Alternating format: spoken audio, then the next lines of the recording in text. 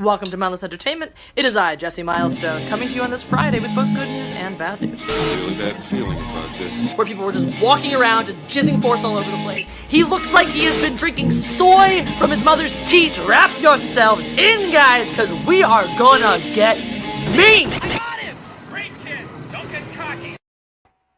Welcome to Mindless Entertainment. My name is Jesse Milestone. I am your god, empress, and fearless leader of the Mindless Mob.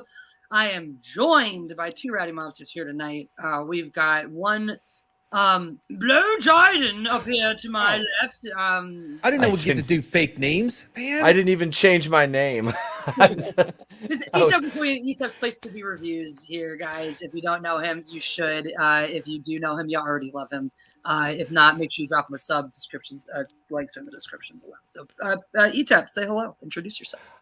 I am Etep, queen of the place to be reviews. I hate myself. I review Batwoman, and I'm here with all of yous. How you doing, Jesse and Mad? Yeah, I have a channel. We just crossed the 1,000 mark a little about a week or two ago. So yeah, just kind of living that high YouTube celebrity life. I was able to retire from being retired with my 25 cents in ad revenue I've made. So I'd like to thank YouTube for that. It was originally $1. It's now turned into 25 cents, unfortunately, due to inflation. But thank you all for being here. Yeah, I do live streams a couple times a week and have wonderful guests on. And we play trivia games. And we'll start doing giveaways and stuff like that soon. So, and I review TV and movies. And I talk about stuff. Yeah, it's fun. Yeah. Thanks for having me.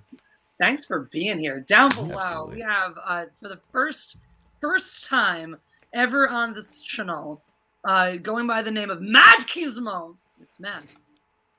Hey, oh, sorry. It gets dropped off there at the end. Yeah, I have a channel as well. It's in the back alley of YouTube where Mama Susan likes to smack us around. It's Mad Barber Entertainment with the Mad Barber Boys.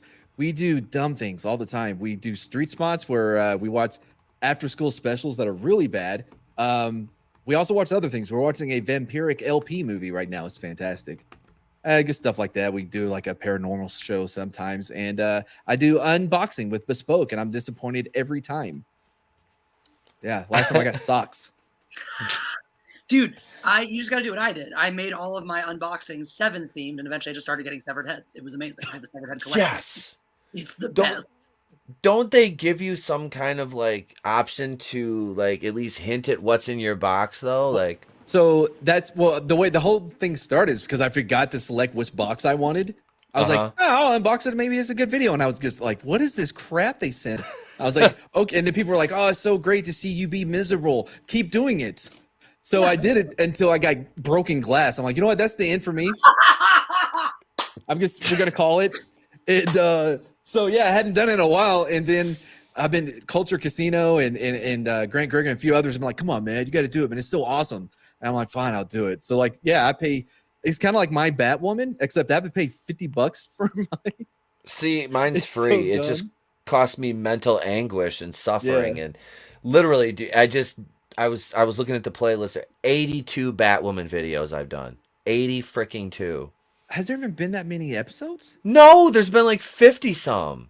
All right. Well, Reese is here. Hail, Jesse, and the Mindless Mob. I just wanted to bring that up because Matt, I just wanted to see what his logo is on there. So We can keep moving on. Like, how do I ban him? Can I ban? Do I have that power? Nope.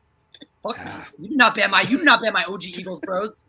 You do not ban my bleeding green boys. What's up? Liver cirrhosis is here. I drink, therefore I am. Patron saint of the Mindless Mob, my personal consigliere. He is a phenomenal human being. It's wonderful to see you. Hello, Jorlax, Keely Chow, the James Baker. Welcome, we love it. Oh my god, the Price is Right review is here. Oh my god, that's so cool. It's nice to see. He hasn't been here in I don't know, time. It's been time. You ever have that when you're like, oh my god, you haven't said any words to me in months. I thought you were dead. I actually didn't think about you because I forgot in between. But now that you're here, I remember that you exist and remember that I've been secretly worried that you're dead. Yeah. No, I have that happen a lot. Like there's actually a thing where you can only have so many people within your social like circle or whatever. There's actually a cap to it. And I am always over the cap because I think mine's like 5. And so I always like, miss, like I lose contact with someone and I always feel bad because I know it's my fault. It's like I didn't respond to a text or something. But yeah, I don't know where I was going with that, but thanks for picking it up. I don't either. Dude, Mr. Grant Gregory's in the chat. Check this out. Hang on, you guys ready for this? Let me do my Grant. I'm gonna do my Grant Gregory. Hang on. Here we go. Nice. Here we go. Hang on. My light's screwing it up. But hey, bud, it's me, Mr. Grant Gregory. Hey. How we doing there? Dude, Grant's awesome, man. He is. I love this. I love that guy. Yeah. Like I said, he's G-Tap now. That's just his name. That's right, G-Tap. Yeah. He's G-Tap. Yeah, he's actually our chief executive officer of technology, marketing, and diversity. So, Etep, did you hear the important things? Did you hear this story? So, Grant and I have actually met in person. Okay. Yeah. Before I knew he was a YouTuber, I think before he was a YouTuber, before I think he knew I was one, and when I was in Australia, Mm-hmm. one of my patrons had invited me to become friend. I went there for his wedding, and we encountered each other when we were on the way to go to the aquarium in Sydney one of the days, and it was just this exciting moment. Thank you. That's another exciting Of excitefulness. What is that? And then just straight up, I was on Sporking News' stream on Saturday, and I was like, Yeah. "Oh, hey, nice to meet you, Australian dude." And he was like, "Hey, we met in person." I was like, "What?" And he was like, Nice. "Holy shit!" And yeah, he reminded me of the thing. I was like, "God, that was wild." I met that guy in person, but not that guy. Yeah, I also met that guy He's- in person. They've hung out with this guy, and they know that this guy is all it is off camera, just like I am on. Guys, whose fan is Brutal Morningwood? Because thank you for bringing him to my channel. Yeah. Brutal Morningwood has the Could be best the- name on YouTube. That is the He really best does. name on YouTube. Dude, It's a great one. I saw, what was the name I saw on 17 Live tonight? It was something, it was like super sassy, but spelled in a great way and ended in cunt, spelled with a Q. And I was like, it was Enlighten Me Cunt, but it was NLITENMEQUNT, so it could get past the censors and all that. I was like, that! Enlighten Me Cunt. That's fucking awesome. What on Xbox? I used to play Future Soldier on 360 a lot. Like, by the way, if you played against me, I'm sorry. I was beast on that thing. But my gamer tag was Get Fisted, right? It was. So I was part of a group. It would capital G, 3T, small X, F1 ST3D, right? And someone apparently reported me, and it got banned. I didn't know it got banned. I sign in, and my name, like my gamer tag has changed. So I'm calling. I'm like, hey man, like I think I got hacked. And the Xbox dude was like, oh, well, I don't see any charges. He's like, what makes you think you got hacked? I'm like, somebody changed my gamer tag to Wobbly Whelp. I don't even know what that is. He goes, what was it before? I went, oh, it's G3T small X F1 ST3D. He goes, what is that? Get fisted? He's like, yeah, no, dude, like you can't. Hold on. Yeah, no, you can't. No. I'm like, what, dude? It's like you when you get punched in the face with a fist, you get fisted. He's like, that's not what that means. That's a Mac means. So, right, fit in the face. Driver explained to my friend how to get fisted. That patch guy I talk about, he came out to E3 one year, and he's like, yeah, E3 was cool, but my taxi driver taught me how to get fisted, and like he did that, like the thing, and I'm like, what is California really like? Now I Well, I asked the guy if I could get penetrated, like with bullets. And he was like, I don't know. I was like, all right, last one, get fingered. Like when you point your finger at someone, you're like, hey, you. And he hung up on me. Hands off her. I heard penetration. Oh, he's wearing it. He showed me a picture earlier. Oh, man. I went with get tickled for the record. Well, look, as long as it wasn't by a little green man with a glowing stick, that really burns. Burns Grogu? more. No, not Grogu. Do you need to get that looked at? It's not supposed to burn. Look, when you're my age and your granddaughter tries to go Iron Man on you, shit happens. Okay. I mean, that's reasonable. I can accept that. Also, green definitely shouldn't be green. By the way, I didn't know that was Palpatine until like halfway through his little thing. I had no clue. Like, that Damn was a you. great mask. Like demonic scrotum or It's something? Freddy Krueger. Yeah, I don't. Yes, look, My name is Dick Cheney. Don't I was shoot your president for 8 years. me. Really were. It's true. We all knew it. Yeah.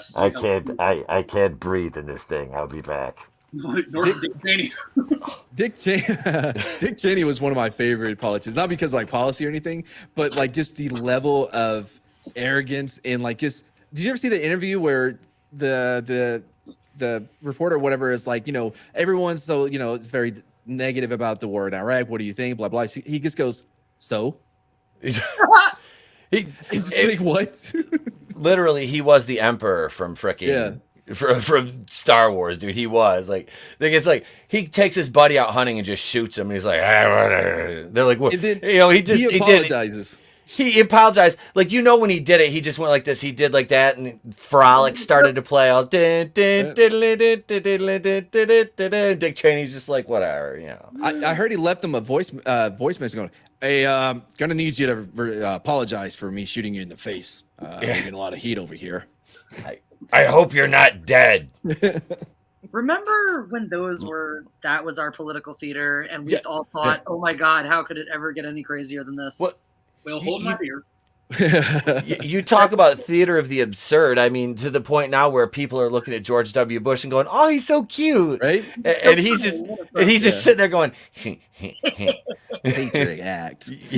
Like he's like everyone's just like, oh, he's sharing candy with Michelle. Look at him, and like. I just want to address. I've had this chat up here for a reason. Everyone's wondering why it says "Go Team Salmon" up here. What the fuck is Team Salmon? This team, y'all bitches need to be supporting right now. So I do this cool app that doesn't abuse me. It's called 17 Live, which, by the way, actually, if you guys have some time afterwards, you two, I believe, would be excellent candidates since you do a lot of live streams anyway, and YouTube doesn't pay you shit for it. I just thought maybe you'd like to go on a platform that will like pay you right away to do these things. And also there's this extra bonus. So the platform I'm talking about is 17 Live. I'm going to name it because if I talk about it for too much longer without saying the name, it's going to sound too much like a cult. It's just a live streaming platform called 17 Live that's been expanding. It started in Japan. They tested it out in a bunch of different markets. It's been in the US for about 3 years now under the name of Live It previously. But now they're really going ham with this thing. They're like putting money behind it. I so far have won multiple $100 bonuses from events, from just like winning fun events. I won a cute stuffed animal tofu. That's the thing. I don't know where it is. Where's my, do you know where the JBL clip is right now? I won an $80 Bluetooth speaker. That's now the speaker I use for my live streams. You just broke Pete's heart. He thought you won JBL. I know. I was like, she won Bradshaw? So for super chat, she just has him clothesline from hell somebody. Oh, it's one of my favorite moves. 17 Live helped. I won this trip or this gift from 17 Live, and this Bradshaw just comes over, clotheslines her, and leaves. That would be a gift. You just hear dun dun dun dun. He just comes. Bradshaw comes out of nowhere. The door, Pete. You learned that lesson. Absolutely, man. By the way, I joke they used to have a fake door backstage, and the guys would sit and play cards. Pete, and their gimmick was if the wrestler came to them and asked for protection, they paid them off. This feels like we're getting sold Mary Kay. They didn't walk in the fake door. I know. Go, what are you, raised in a barn? Because it's like a wild It's exactly the same. Watch this coming. It's like, and if you get 7 people,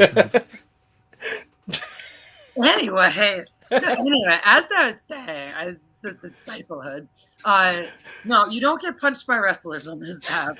You Damn it! Real money though. It's really cool. It's like, hey, imagine what it would be like. This sounds crazy, right? This sounds crazy, but imagine that somebody were to create a live streaming app where they were like, hey, we want real talent. We want people to actually be talented.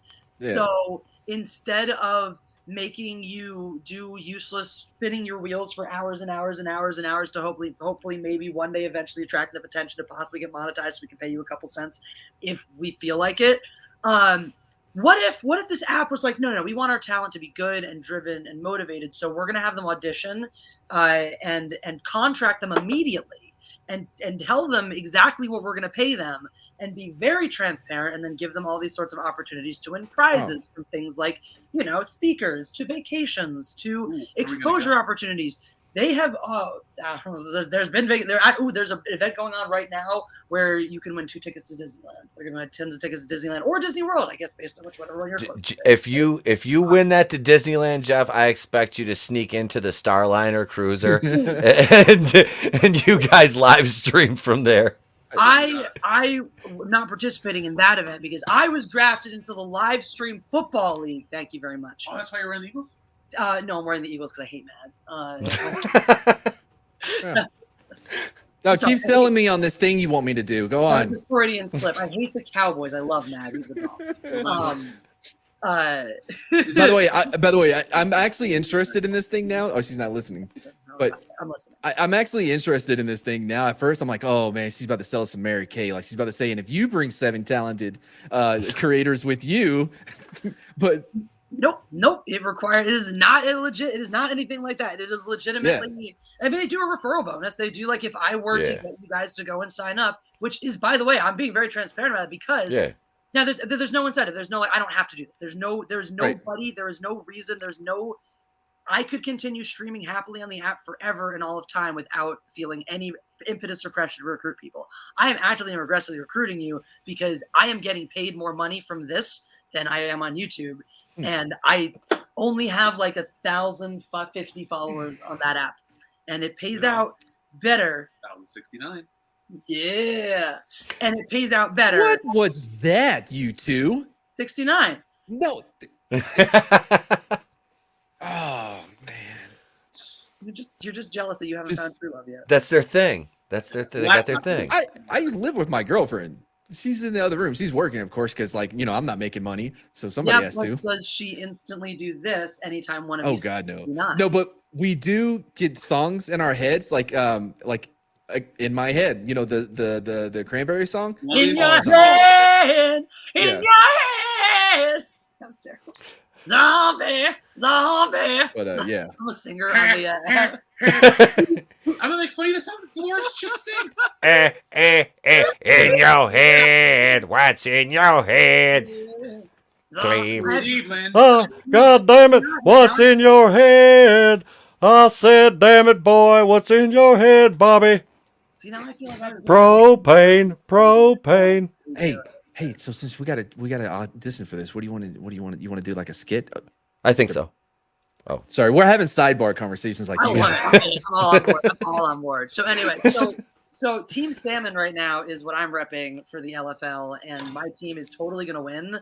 And if we make it to the semifinals, I win a beanie, and if we make it to the finals, if we're the winning team, for one of the last 2 teams, I get the beanie, and if I'm on the winning team, then I get a hoodie. And this is your year. Team Salmon. What does the league consist of? Because like fantasy football. Yeah. So the way they did it is basically they drafted the top streamers. They took all the top streamers and mixed us up into these teams. And because I'm one of the top streamers. I'm not like the top tippity top, but I am one of the top streamers. I'm just saying. I've been recognized. I've been awarded. I've been monetarily rewarded for this accolade.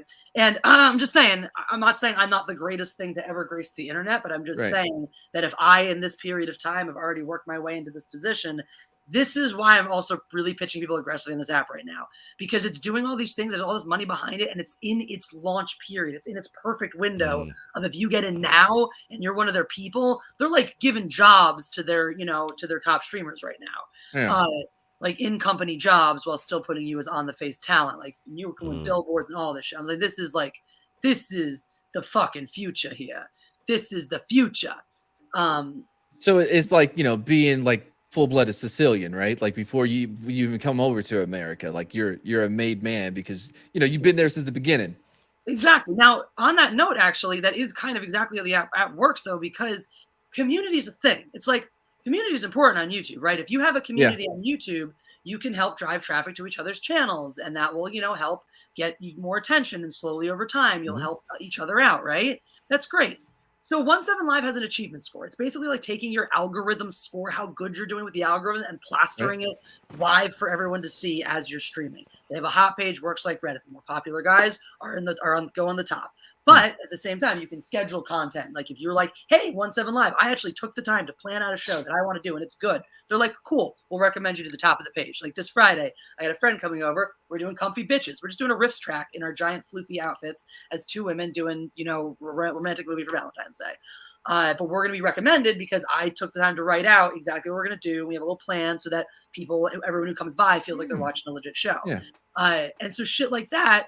So that the app is going to reward me by putting me up there. I'm going to get like gajillions more followers, blah, blah, blah, blah, blah, et cetera, et cetera, et cetera.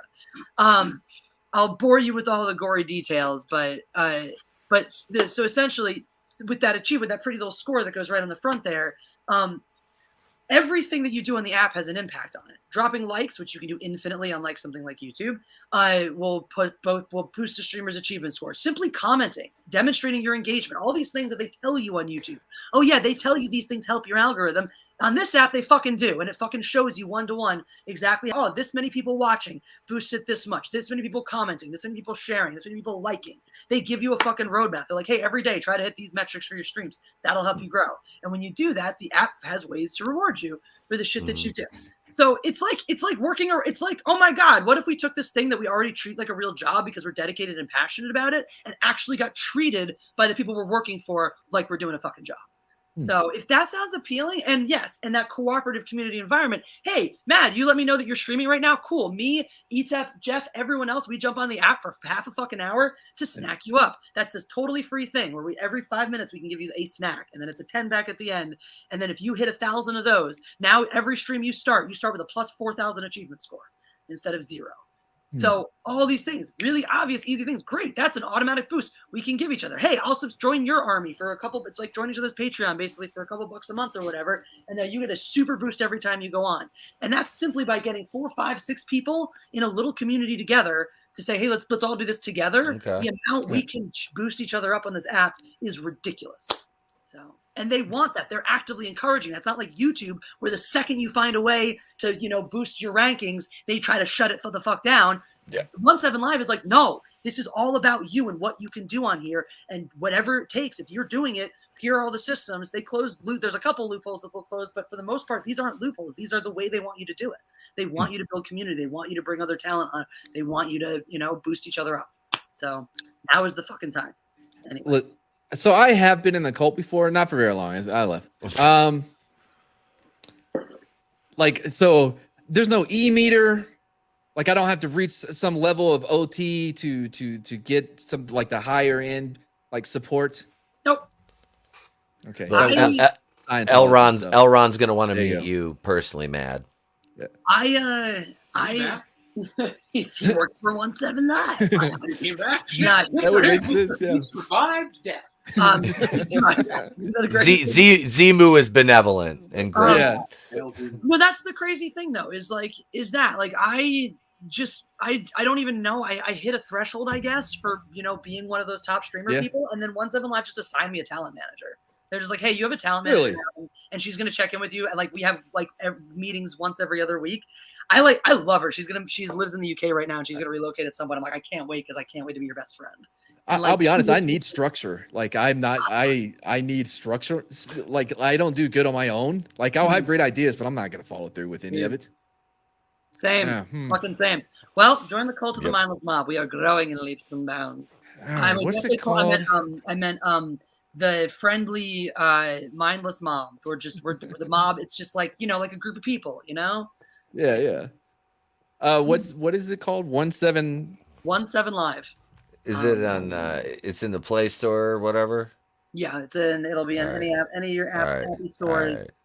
You can also poke around on desktop, but it probably works best. Do you have like a code we have to like put in if we sign up? Nope. I haven't qualified for my affiliate link yet. So I don't get anything for that. It doesn't matter. But yeah, they actually do a thing by the BT dubs. If you're a contracted streamer and you're like, hey, we have these 4 little orientation workshops. If you do all 4 of them, you'll get a link. And then you get $10 every time someone downloads your link. So more fun ways to make money. I don't have one yet, so boo for me. That's my own damn fault for not getting on that shit sooner. That actually makes me feel better about this. That you don't get anything from recruiting us. Shit for this. Now, I'm downloading it right now. Now that said, if you let me refer you. Is that not what you're doing? As in, like, if I tell them, if I'm like, hey, or like when you go through the process, you're like, this person referred me or whatever, and you stream for 20 hours in your first month, then I get $100. Now, the reason I'm telling you that is because if you get accepted on the app and you stream 20 hours in your first month, I'm more than happy to split that $100 with you.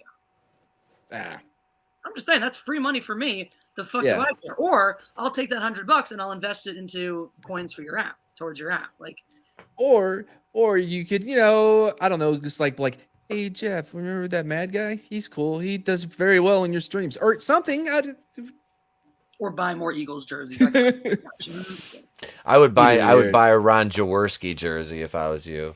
Oh man, what jersey? That's a good choice. Ron Jaworski, Harold Carmichael. I bought my dad Chuck Bednarik because that's his all-time favorite. Oh, nice. But we both have a Dawkins one that we wear together sometimes across. Ryan Dawkins was awesome. Yeah. Hey.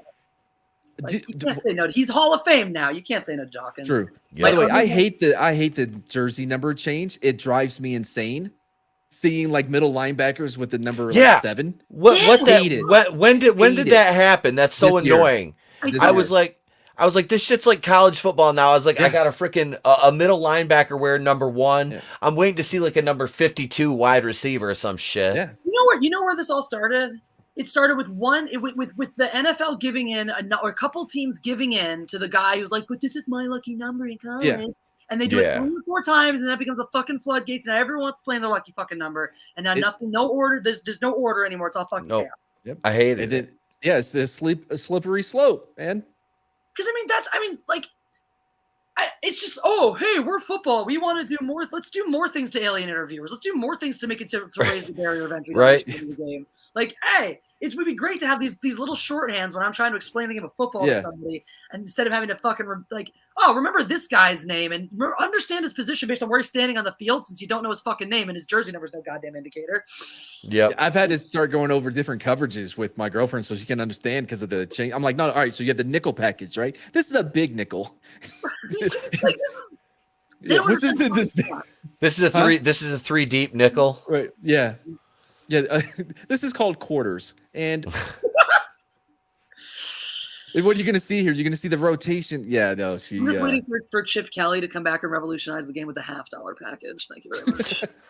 It's where you take one of your linemen and you send him out to cover your the fastest wide receiver from the other team. It'll work. Trust me, it's revolutionary. By the way, I should probably read some of these super chats because even though it's surprising. Spider! Cats, come kill the spider! Cats! There's a bug for you to kill. I don't want to kill it. I want to watch the cats kill it. Cats, there's a bug for you to fucking hunt. Come do it. You're so cute. Go kill the fucking spider. Now I don't know where it is. Oh, it's just back here on my computer. It's not. No, it's a fine spider. I should pancake. You're too far to kill the spider. Damn it. All right. Hey, stay there, spider. Hey, what's up, dude? Stay right there, and I'll get someone to kill you. You need one of those.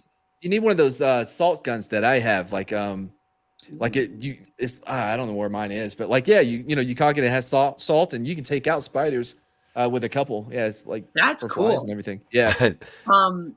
I can't discharge any of the guns I have in the house. Not for spiders. This laptop would be I guess I get some 12 gauge buckshot to take out a spider, but but it's funny. I have a coffee table.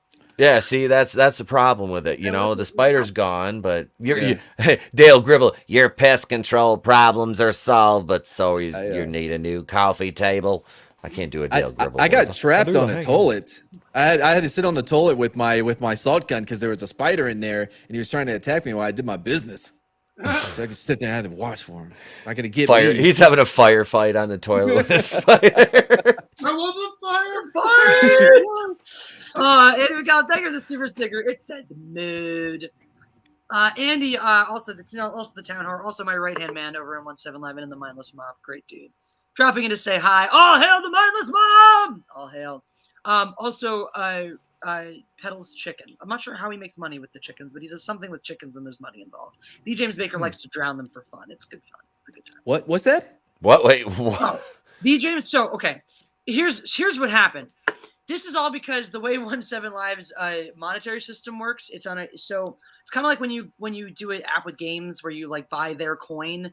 We have coin that Right. you utilize, and instead of sending like super chats and shit, you send gifts, which come up as little animations that pop up on the screen. Like the bomb is the best. If you said the bomb shows up on your screen and then it blows up in your face, and then for the next 30 seconds you're in blackface. Okay, all right. I'm really starting to get interested now. Yeah, is it? I feel like I'm gonna get in trouble for this. Well, no, I feel like this may be the one for me. Yeah, so you send little animations and things happen. I feel it was going somewhere with there was something we were doing. Oh yeah, so they do level up ones to like encourage you to send unnecessary amount of coins to your favorite streamers. If you send like 100 basketballs, then your basketball animation levels up. It's no longer just a little baby tofu mascot dribbling a basketball. He's now dribbling down the court and scoring. And then if you level him up again, he's now got a fucking, he's playing against another team. It gets legit. And then you level up again, he's got a stadium. There's like a couple cheerleaders and shit. You level up again, this is the fucking NBA. You got a fucking basketball team here. They do the same thing with the buildings. So you like get your little shack and then you level it up to your fancy mansion. You get a shack in both? I see what you did there. Anyway, so D. James Baker was my original right hand man, right? And he leveled up his he leveled up the basketball team, so he got into real estate in the mob, and he leveled up his buildings and he owned all the real estate. And then Andy tried to get into the real estate game by starting to build up his shacks, his little shanties with his chickens and shit. And D. James Baker did not like that, so he started drowning Andy's chickens. But D. James Baker has been away for a while, so now he is back under a new moniker, rebuilding his empire. So Andy stands a chance.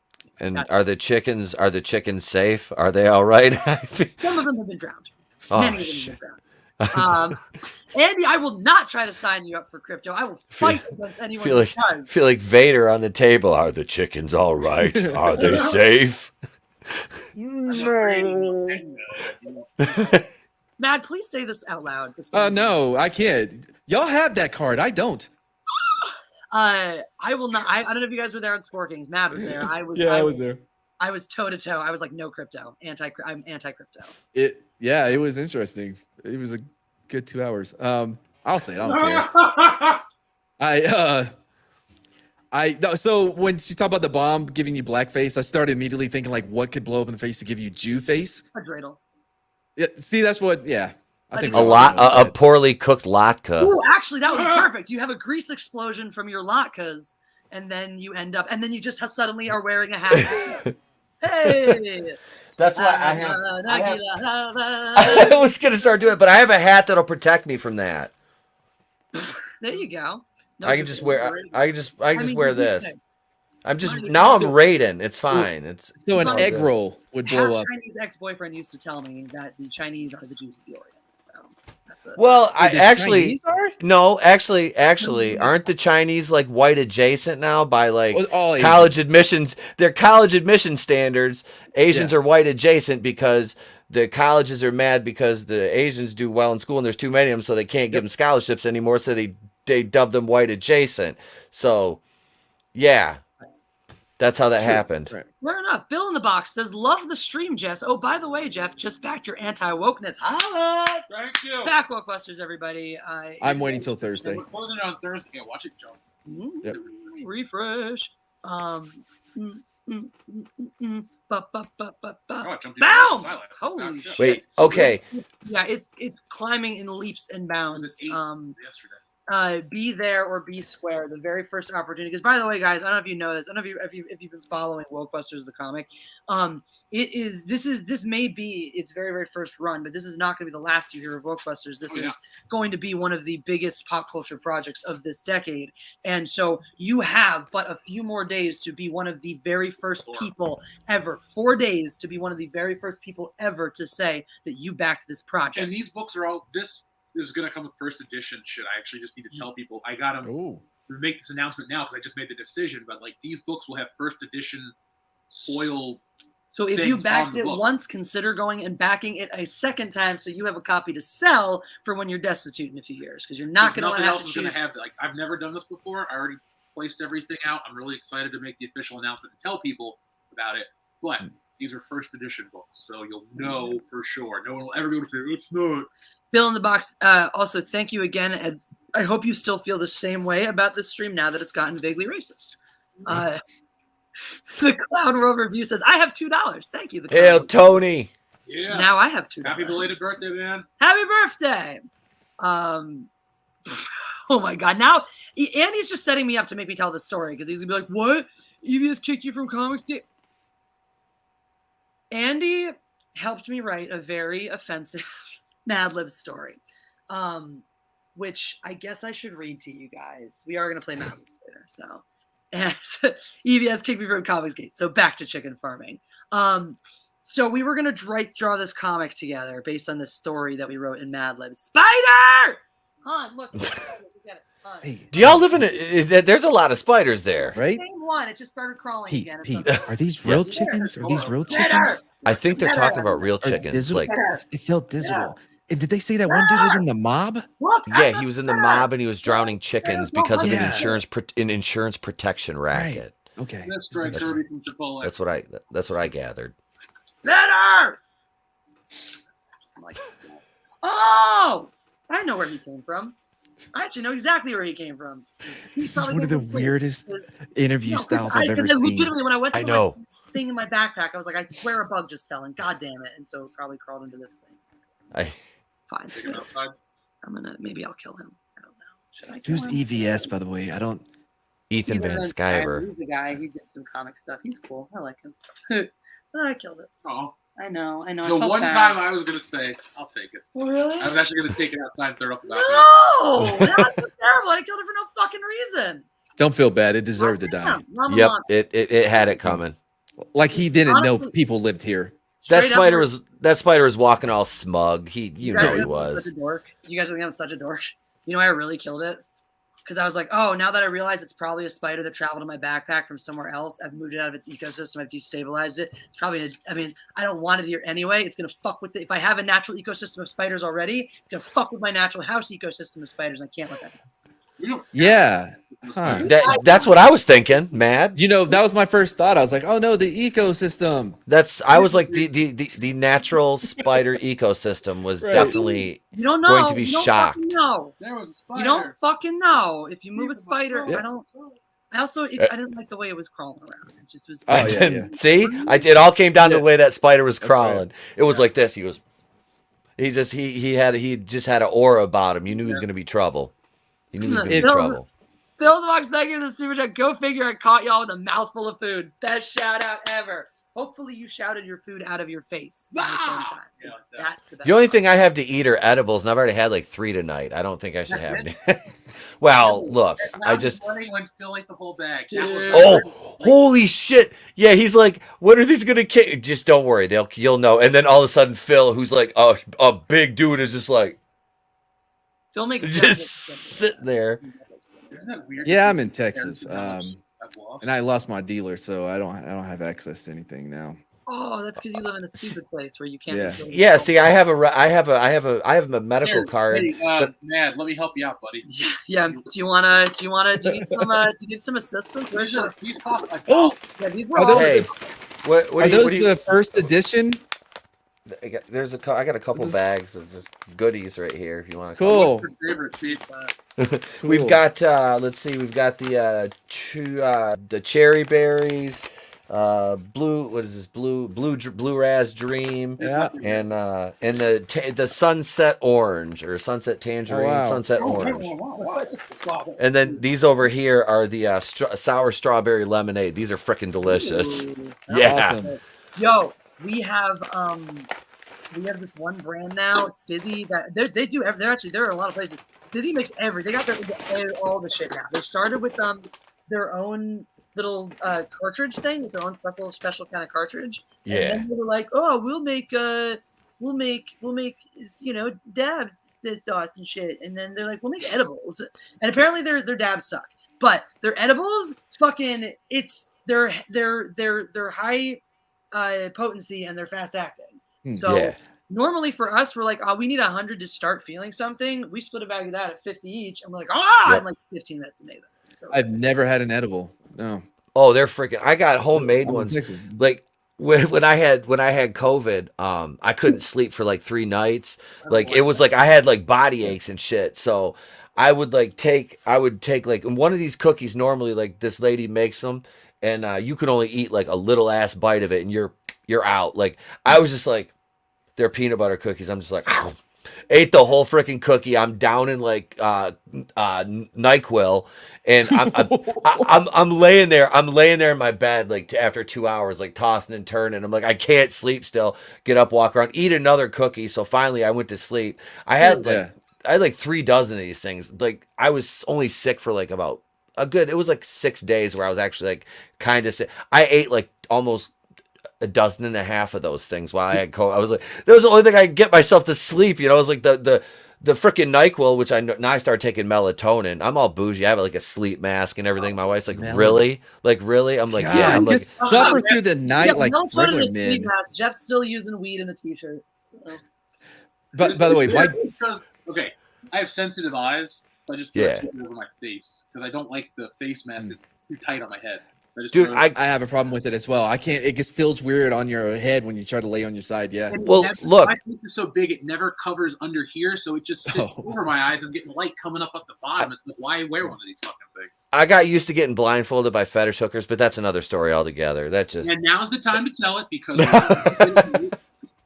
But by the way, my girlfriend had never heard the 911 call of the cop who him and his wife did all those brownies, and he's like, "I think I'm dead, man. I think I'm dead."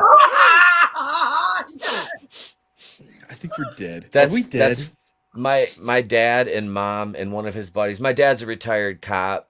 You know, my mom and him never ever smoked weed. They're boomers, you know, not their thing. And his buddy's a state trooper. My sister made brownies and left them in my parents' like small refrigerator. And my dad was like, his buddy Bill come over in uniform and ate one, and they all ate 1 or 2 of them. And yeah, they were all wondering why they were really tired and like giggly after like about an hour. It was like my sister. I wasn't living there, and she called me. She goes, "Mom and Dad ate my fucking brownies."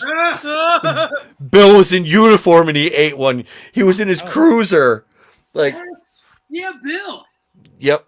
I just think that every time you take your hat off, part of your head goes away. I know. My green screen's like jacked. I don't know why. It's like, dude, look at my arm. Honestly, it makes you a little bit cyborg because it's just like it really does. Like, yeah, comes through these like little metallic crazy ways. I don't know why it's.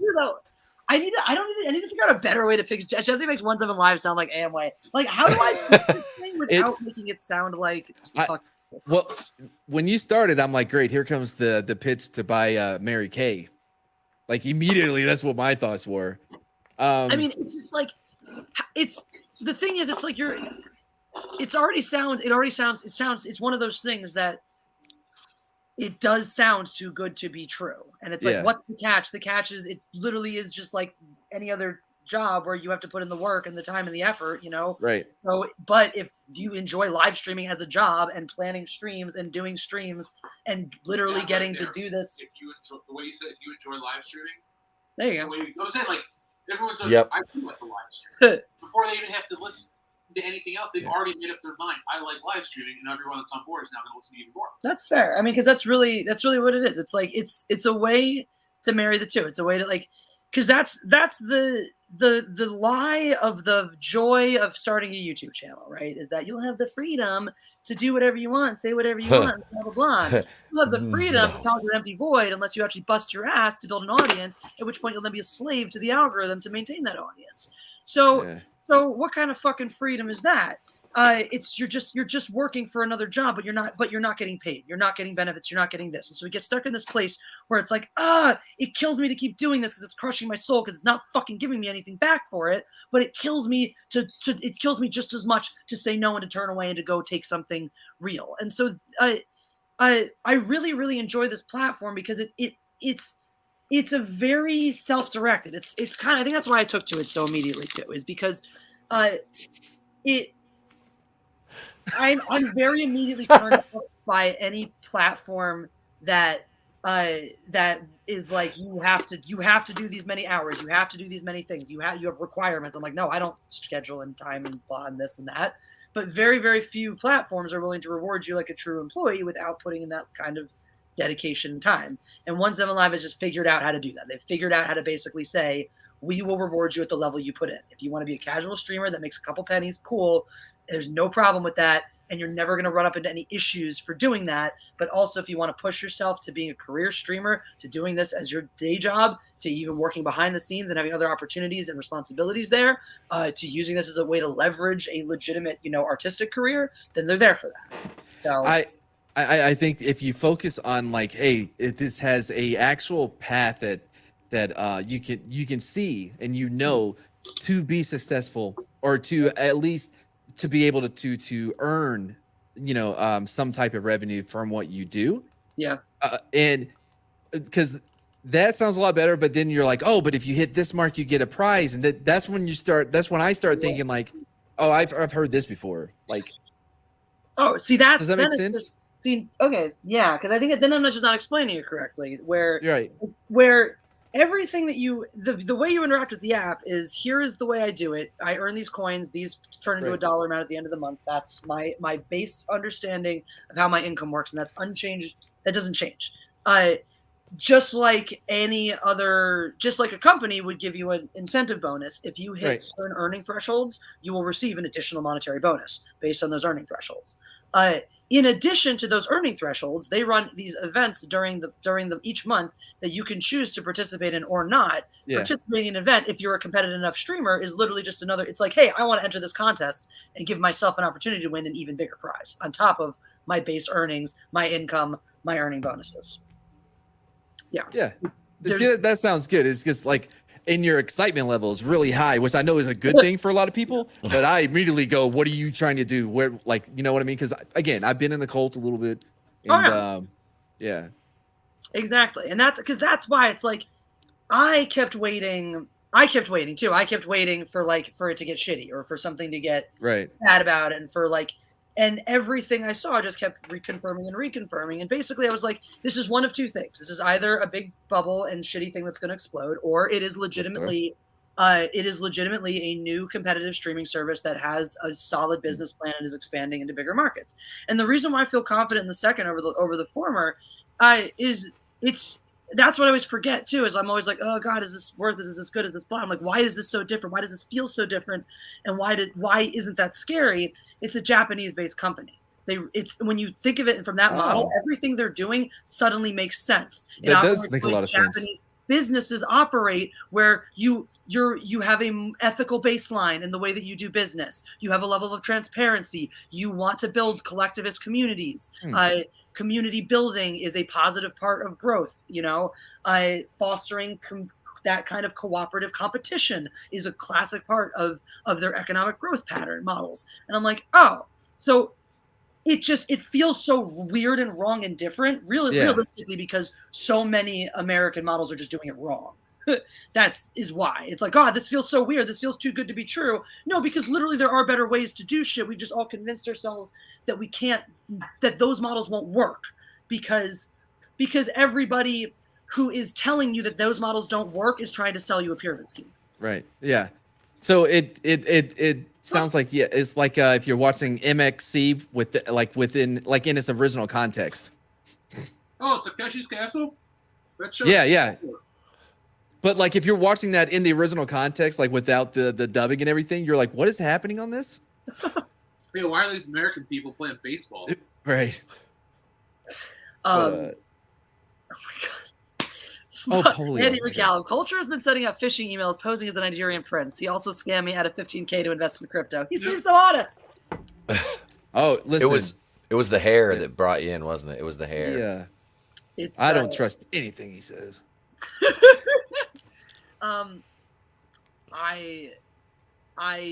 would believe that Culture would pose as a Nigerian prince one time to see if you can get it to work, as for research purposes. How, you mean pose online, or pose trading places style? Lionel Joseph. I was thinking more of the former. I want the latter. Come on.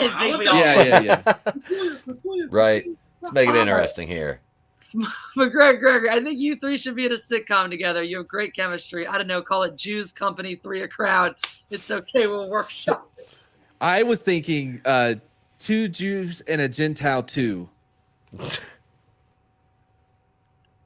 Okay, we can workshop that one. Yeah, that's kind of problem. It's all right, Matt. lot of It's work. all right. At least you tried. At least you tried. Where's the cake? At least you tried. And Jeff's Yeah. just our token black guy because obviously he didn't factor into the title there.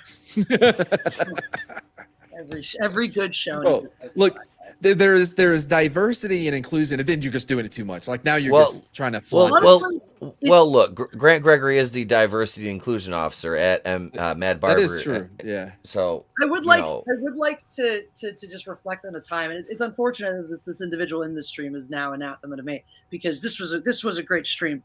I had a friend I used to stream with a lot of fencing tournaments, and we came up with some fun gags. Like people once paid him $50 to take his shirt off, and another $50 to dance, and then another $50 to put it back on. But there was a night we decided to it was our embracing the woke stream, and it just evolved into the most beautiful madness in the world. And in order to legitimize our stream, we decided we needed a token black man, and we got an Olympian. We had a legitimate Olympian as our token black man, and he like leaned into the token part too. He legitimately just sat there on his phone, and whenever we were like, we need the like black thing, he was just like, peace, and it was amazing. It was the most glorious moment of my life. That's funny. Have him there just like to approve jokes. Yeah. Like, do we got approved? Basically. Yeah. he just gives you the nod, goes back to what he's doing. That's it. That's all you needed. It was great. It was cool. It's bad too because you just said glorious. Every time somebody says that, all I hear is that Bobby Roode song in my head still to this day. Probably my Trey was sitting there listening to it. He's like, I sent Tony a video. He's like, I had wrestling themes playing on my phone through my little Bluetooth speaker. So he goes and grabs it and he's scrolling through them and he knows the song because he knows the thumbnail because we listen to wrestling themes in the truck. So he goes, takes my phone and he puts it on. I grab my phone back and I recorded him just sitting there listening to it. I'm like, Tony, check it out. He's playing Power Rangers and listening to Bobby Roode's theme music. I'm trying to teach him the DX crotch chop, right? I'm like, no, it's like this. It's the DX songs on and my wife walks by and I'm like, just mind your business. Keep going. just mind your business. He takes that real well. You had 9 months yeah. with them. It's my turn. Right? Look at me. He's mine now. So I have my first wrestling crush, my first like true pro wrestling crush. Oh, can we guess? Yeah, sure. Wait, is it current? Is it current or? It's a current wrestler. Wrestler? Should we tell him? Okay. No. Okay. Well, I have no idea. Then I don't watch anything. Not triple. I'm trying to think. Let's see. Wait, they've released like 800 people in the last like 6 days. Oh, so yeah. who's left? Vince, Gerald Briscoe. Not a WWE wrestler. Wait, see, if it's AEW, I have no idea.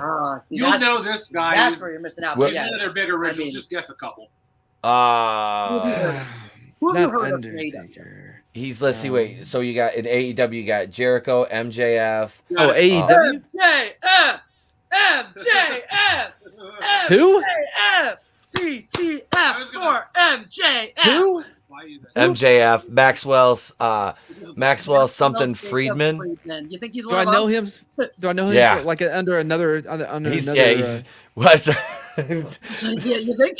You want this retarded guard shirt? But I do. I think it's amazing.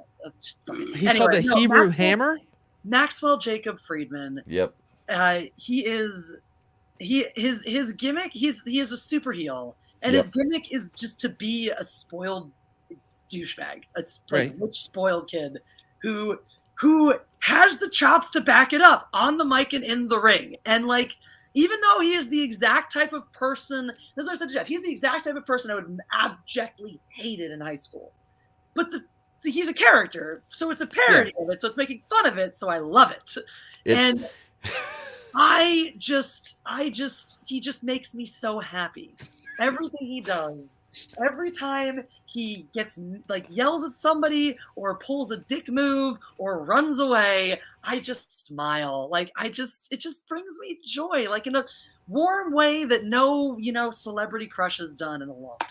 So, and I have no idea who this is, but he's called his thing is to live the gimmick as much as possible of like just being a giant douchebag. So my thing is publicly as this MJF superfan and I ever get to meet him and he's nice to me, I will publicly lambaste him for letting me down, for being nice to me and destroying all of my hopes and dreams. Why did you break kayfabe? Why? Say, like, so you wanted to, yeah. Okay, cool, man. You wanted to go back to the day where like they had to pretend to hate each other. Like, no, Undertaker's really dead. She runs up to him. It's still real to me, damn it! Damn it! I want MJF to slap me in the face for real one day. Oh man, that's funny. You got to sell the shit out of it though. You got to do a Ric Flair turn around and just front bump. Take 2 steps and just do a front bump. Shawn Michael when Shawn Michael oversold for who was it? Hogan. Yeah. Oh my god, dude! Yes. Oh my god. I got to do that in a match. We were wrestling these 2 little fucking munchkins. I mean, they were like 5. Like I was 245 when I was wrestling. I'm 6'3". My tag partner James is like 6'4", about 265. We're wrestling these twin brothers. They're like 5'5", about 115 pounds. I'm like, oh, I cannot wait to hit you with a fallaway slam. I'm gonna fucking midget toss you across the ring, Skippy. So it was like James powerbombed one of them and like threw him into a wall, like just Rey Mysterio lawn darted and launched him. Like, yeah, it was great. Like the one, I turned him inside out outside the ring. He come run. I said, we're gonna do a spot. You're gonna run around the ring, and I'm gonna be down hiding. When you come up, I gave him like from my knees like a Bradshaw clothesline from hell, and he legit like I hit him as hard as I could too. I didn't, and he flipped over. I thought I killed him. I was like, because we're right, like the crowd is like 4 feet away, and I'm just like, and just laid it in. I was like, oh my god. I was like, so I had to heal because I sold the shit out of him. I was like, I just laughed. I'm looking at the crowd. Look at your heroes. I'm like, he's gonna be at the bottom of my boot. Just these little munchkins. It was so much fun. We could just beat the piss out of them. But so like the first time we wrestled, I'm like, I was drunk as shit. I'm like, you guys hit me with everything, and I'm just gonna go. They're like, well, I was like, I'm gonna Ric Flair for you guys. I'm gonna like, I was doing like stupid bumps. One of them had kicked me. I'd take like 2 steps, he'd be like, pop, and just go down. We go backstage, like we went over like dirty, which was funny because we shouldn't have, as big as we were. We shouldn't have went over dirty, but we were heels, so whatever. The crowd still bought our $25 merch because we look like the fucking NWO. Because Jeff's seen the shirts. We look like we had fucking NWO style. They were like, we were the cool heels. They wanted to buy our shit, but they wanted to throw shit in the ring at us. So we go backstage, and the promoter's like, why are you bumping so many times? Oh my God, you outweigh both of them. Like, what are you doing? I'm just like, well, I wanted him to look good. I wanted to put him over. He's like, you fucking know better than that. And I just walked away laughing. So like we worked again the next month, and that's when I lined that kid. I only bumped like, I think twice the entire match. I literally took like 15 bumps, like that whole, like the first match. And I took 2 the next month. I'm like, there you go, next taping. I'm like, there. I was like, I won't bump anymore. I told him, I was like, I ain't selling shit this match. They're like, all right. I let him hit me with a nasty double. They hit me with a nasty double swanton. That was fun because I think that one, when they hit me with that, I got up and fell back down again off that one. I legit saw I don't know what it was called. It was the LP. They had an offensive name for their company, but like they were wrestling, right? And one of them, their finishing move was vape smoke. Like he vaped into someone's. It was the craziest show I've ever seen. At one point, somebody almost got sodomized with a plastic bat. Yes, it was insane. This show.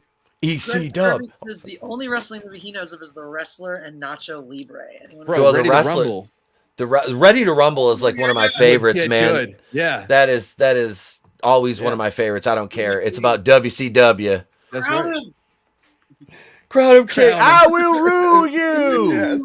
God. Oliver Platt plays a pro wrestler. Oliver Platt, man. Midget. Oh, there's this big ass bar right on the lake by my house here, and it's like they do a lot of entertaining. They had the MWA there, the Micro Wrestling Organization, and there was like a little Puerto Rican midget New Jack. It was so adorable, like him coming out. He's just a little guy being hardcore. It was so cute. Like he was beating the shit out of the other little midget.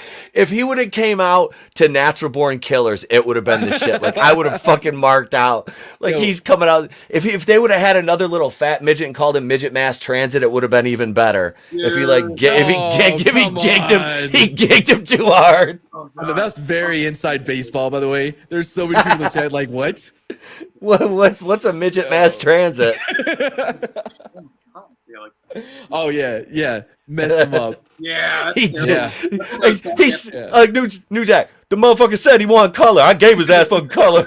You know, Pete, it's for that reason alone. When New Jack died, I went, eh. Yep. Like, I Right. don't care. He was Right. like, I never wanted to meet. If everyone's like, No. meet New Jack, no, No. I ain't giving you money. I don't want to meet you. I don't want to watch any of your fucking matches with Vic Grimes. Leave me alone. Yep. Yeah. I don't Yeah. like if it involves you.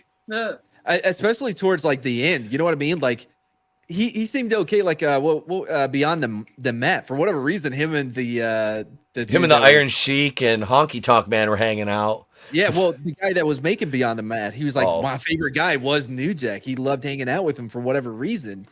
And it seemed like he had a separation, though, of like his person and his Mhm. persona. But it feels like it started to blend in a little too heavy when he started knocking out old men. Oh, no, Gypsy Joe. Okay. That's right, So, yeah. dude, Jeff, if you've seen the Gypsy Joe match, haven't you? No, I don't. Okay, so New Jack, to set this up, they're in like the deep South. Like, what was it? Was it Alabama or some what? You know, and they're in some backwater high school gym, right? Gypsy Yeah. Joe was like 70-something years old, right?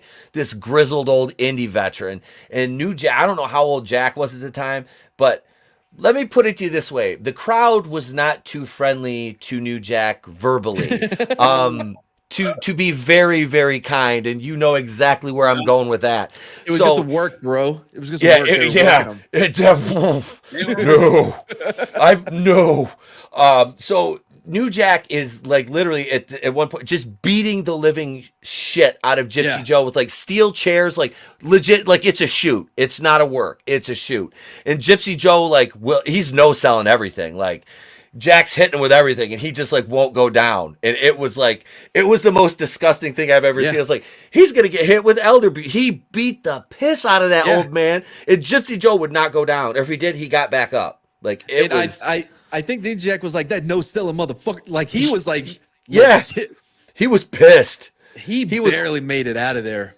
Oh yeah, that was one time. I think he was probably afraid for his Yeah. life, trying to get out of that gym after that. Yeah. Holy Didn't shit! Didn't he throw somebody off of like whatever ECW? No, that was Vic. had? That was Vic Grimes. Here's New Jack. So I was going to take Vic Grimes. We had the spot playing. We was on top of the tables. And this motherfucker, we get to the last minute. This motherfucker, Jack, I can't do it. I can't do it. I can't do it. I said, the fuck you mean you can't do it? So I'm gonna take this motherfucker with me. And he came down and landed on my head, and he crushed my eye.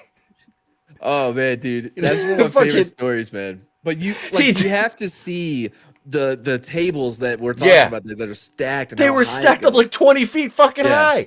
Well, then the second time they did the match, New Jack was like, fuck it, I'm going to try to kill him. He threw him and he bounced and he was like perfectly fine. It was like they did it again. I was like, and Vic Grimes, I love it. He's like, Vic, I can't do it, Jack. I can't. He's like, fuck, you can't do it. We're going. Oh man. By the way, I was back home a couple years ago, whatever, going through all my old stuff, all my old like baseball trophies and stuff, and I didn't realize that when I was in Little League, it was the Senior Midget League was the name of it. I'm like, I don't think they can get away with that now. You were a Like- senior midget.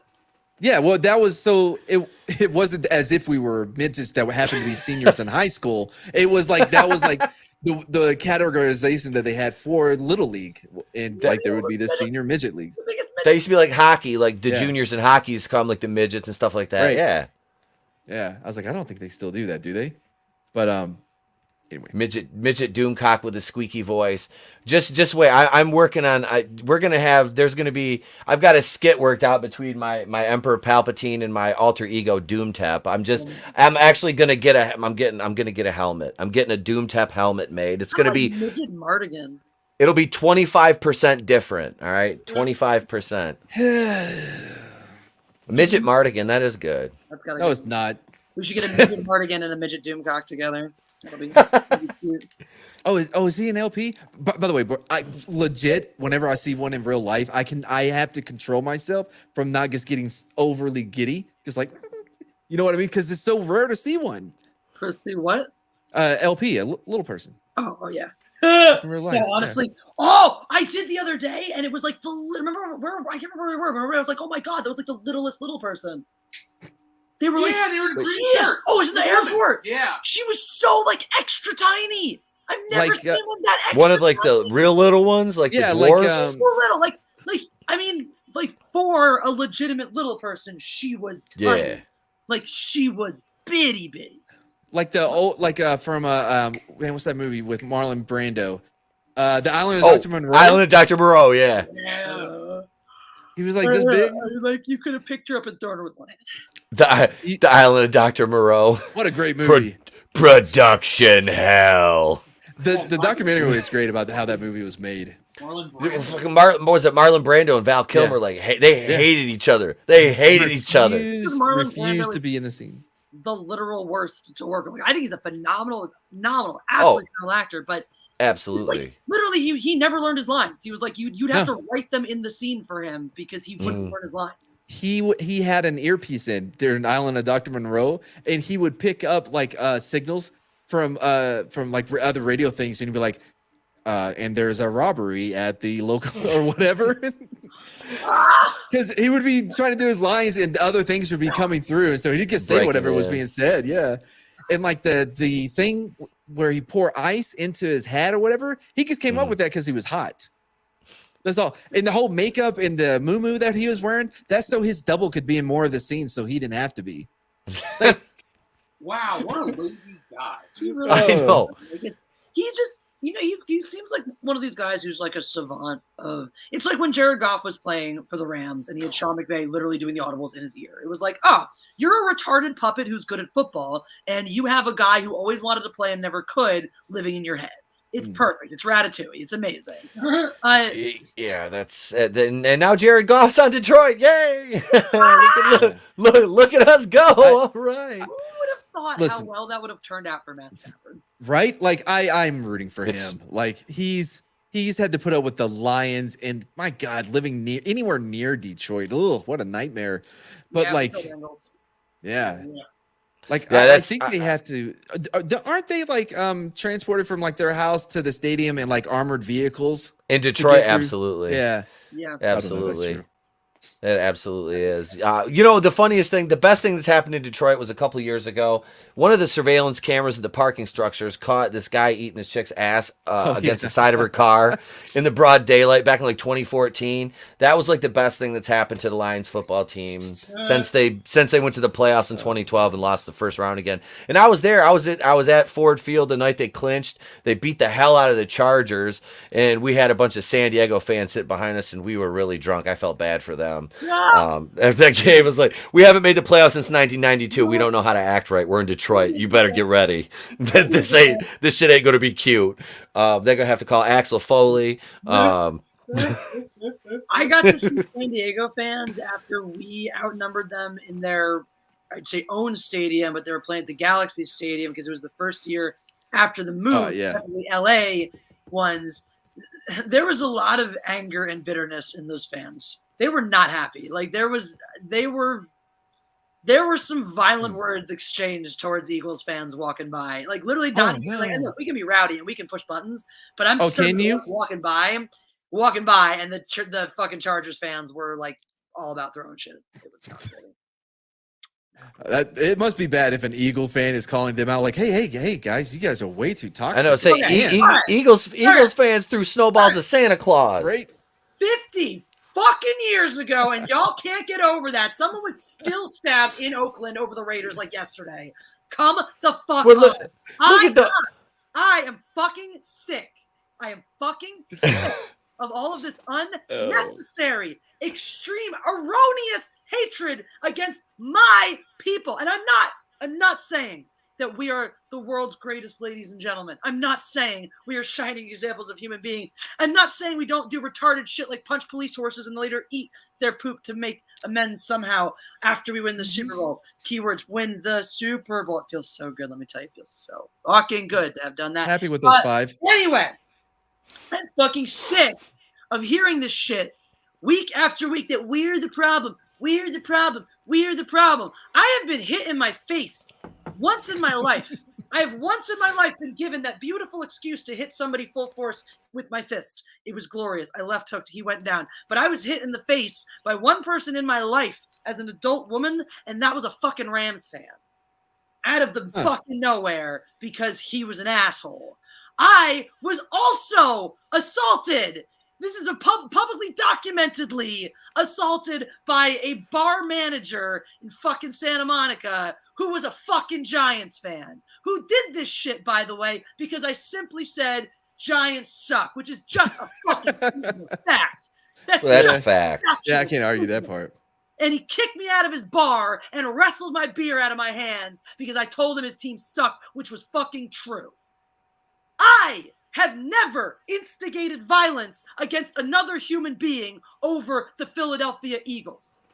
And while Eagles fans are notorious for throwing shit like beers and other things, they're also not notorious for stabbing people in the kidneys. Well, look at the Raiders fans are all gang members.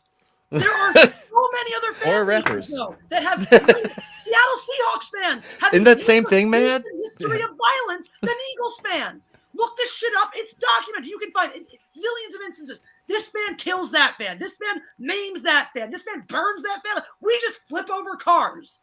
No one was in the fucking car, and it had a Texas license plate on it, and it was parked on fucking Broad Street when we won the fucking Super Bowl. What do you want? Look what happened to Patton Oswalt at the hand of them Giants fans. See? Yeah. In that movie, they stomped that movie. They stomped him into being a, you know. I didn't watch it because I felt like it was gonna be sad. I thought it was like real life. I was like, that's really Patton Oswalt playing himself. It was, you know.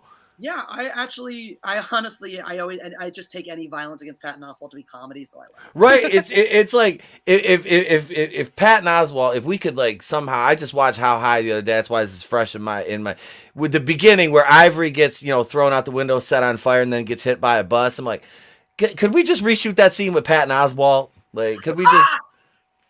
Well, what's amazing about Patton though, if you go back and watch some of his early stand-up. Like he has this great bit where he's like, look, we support you in the LGBTQ, but like all the terms, like give us a little time to adjust. You know what I mean? Like you're coming up with new ones like every month. Just give us some. We're trying, but you're not helping us. Now he's like, oh, how dare I take a picture with Dave? I had no idea the harm. He looked like he looked like an old lesbian in that picture though. Like he didn't even look like a guy. Oh, was he wearing Doc Martens? In a flannel. Man, he had he was either Doc Martens or Birkenstocks. I watched way too much Batwoman. Clearly, it's starting to. Excuse me. Hey, Mill in the box. Thank you so much for the super chat. If Jesse ever gets out for Eagles jersey, I can sympathize. I wear a Sergei Fedorov Russian army jersey in Detroit. They don't even know it's their own player. Dude, you had Fedorov, Konstantinov, Kozlov, Fatizov, and there's one more. Things? Yeah, that's the Red Army, the 5 Russians that used to play together on the Red Wings. I grew up a Red Wings fan. I have personally hoisted Lord Stanley's cup and got to hold it and get my picture taken with it at the Zamboni driver at the old Joe Louis Arena's house. Because one of my dad's buddies knew him. I got to meet a couple of the players and shit. It was pretty cool. But yeah, go Red Wings. Yeah. I got a Stevie Yzerman jersey. The Flyers apparently have great fans as well. No problems ever happen with our hockey. Okay, I'm just saying that. Ask Ron Hextall. Ask Ron Hextall about that. Gritty is the greatest thing to ever happen to our city or to the NFL. I think we can all agree on that. Gritty is, and I think it's very clear who Gritty is. Gritty is just someone from the 800 that they hired to just be himself in a costume. Gritty is like the real life personification of Odyssey's Twitter feed in a lot of ways. All right, wait, are you talking about John Gruden? What? Wait, who'd you say? I'm sorry. Gritty, the mascot for the Flyers? Flyers mascot. Oh. Yeah. You've never seen him? No. Wait, what is he no, I don't think I have. You don't know what? Gritty? No. I don't know the last time I paid attention to the Flyers, the Red Wings were sweeping them in the NHL finals, but that was like in the 90s. I don't know. I quit watching hockey after about like 2000. Gritty was designed by someone that gets no one really likes mascots and think they're creepy. So like really like lean into all the worst tropes about mascots and gets flaunted with like just like the here I am kind of a feel to it. Is he as bad as the gobbledygooker? No, because no Guerrero have ever played. It's not Hector Guerrero. No, there's no. Stop. He comes out and gory bombs somebody. It's Gory Guerrero. Good God, Jr. Ah, son of a bitch. Oh man, I don't know why that reminded me of Pepe from Chavo Guerrera. Chavo, don't take my horse, Pepe. Hang on a second. No, let me see. Chavo sucked. I'm just trash. Hey, he was good when he was Kerwin White, because if it ain't all white, it ain't all right. Yep, I actually didn't hate Kerwin White. That was hilarious. He comes down here, I'll put my LWO flag. This is the, oh my God. Some sound here. See that yet? And he can blow smoke out of his ears. You got to see the squeaky belly button, and there he is. And he was giving it to some Ranger fans earlier. He gave him a popcorn bath. And then he fell and loves to play. Taking to the physical play right away, as you'd always expect in Philadelphia. The Flyers mascot named Gritty, knocking people over here in Philly. Rangers up by a couple here. Gritty trying to get the team fired up. Oh wow.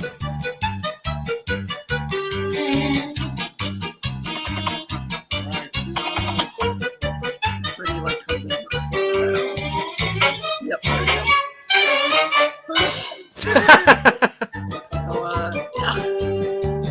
Good God, look at the carnage. That's Gritty. Yeah. There's apparently he's also become some sort of like low-key like underclass hero thing in Philly. Like he's represents the in like a vaguely social justice way. He's like stands for like the unrepresented people of Philadelphia now. I don't know. Is that the whatever beach we talk about now is a joke? The beach. It's the place But that by the way, there's nothing better than the mascots playing the kids in football and just destroying them. I like going like the Tiger games when they have the races around the bases with the big headed mascots and they like knock each other over. It's always funny to watch those big headed bastards bite the dust coming around the corner of third base. Guys, there's a new mobile video game which features Gritty chasing down his beloved hot dogs. Kensington Beach. Oh, Kensington Beach, yeah. Hey, so I was wanting to ask you, Etep. So you were talking about this was a while ago, but I've kept it here. But the wrestling entrance music, what's your like? Give me like top 5. What intros of all time? Entrance, the music, not the intro itself. So the top 5 intro, dude. No, okay, so we'll start at 5 probably. I'm gonna have to go with honestly Raven from WCW. Oh, the Come As You Are I love that one. What about Raisin? What about me? What about me, Paige? What about Raven? What about you? Let's see. We got so Raven. I'm gonna probably have to go with Ric Flair, the Space Odyssey 2001, because when that when that crescendos and he comes out with that robe and does that first glorious turn. I mean that, dude. So Flair. After that, I'd say as much as I'm not a fan of. I mean, I was when I was little, but as I got older, it kind of faded. Real American by Hulk Hogan, because as a kid, that was. It's has that iconic. Cheesy quality to it, like where you're like, I am a real, like, you know what I mean? Like if you really get into it, it's like Eye of the Tiger from Rocky for wrestling fans, or anything from a Rocky movie. Rocky 4 had some great ones. Yes. So that one,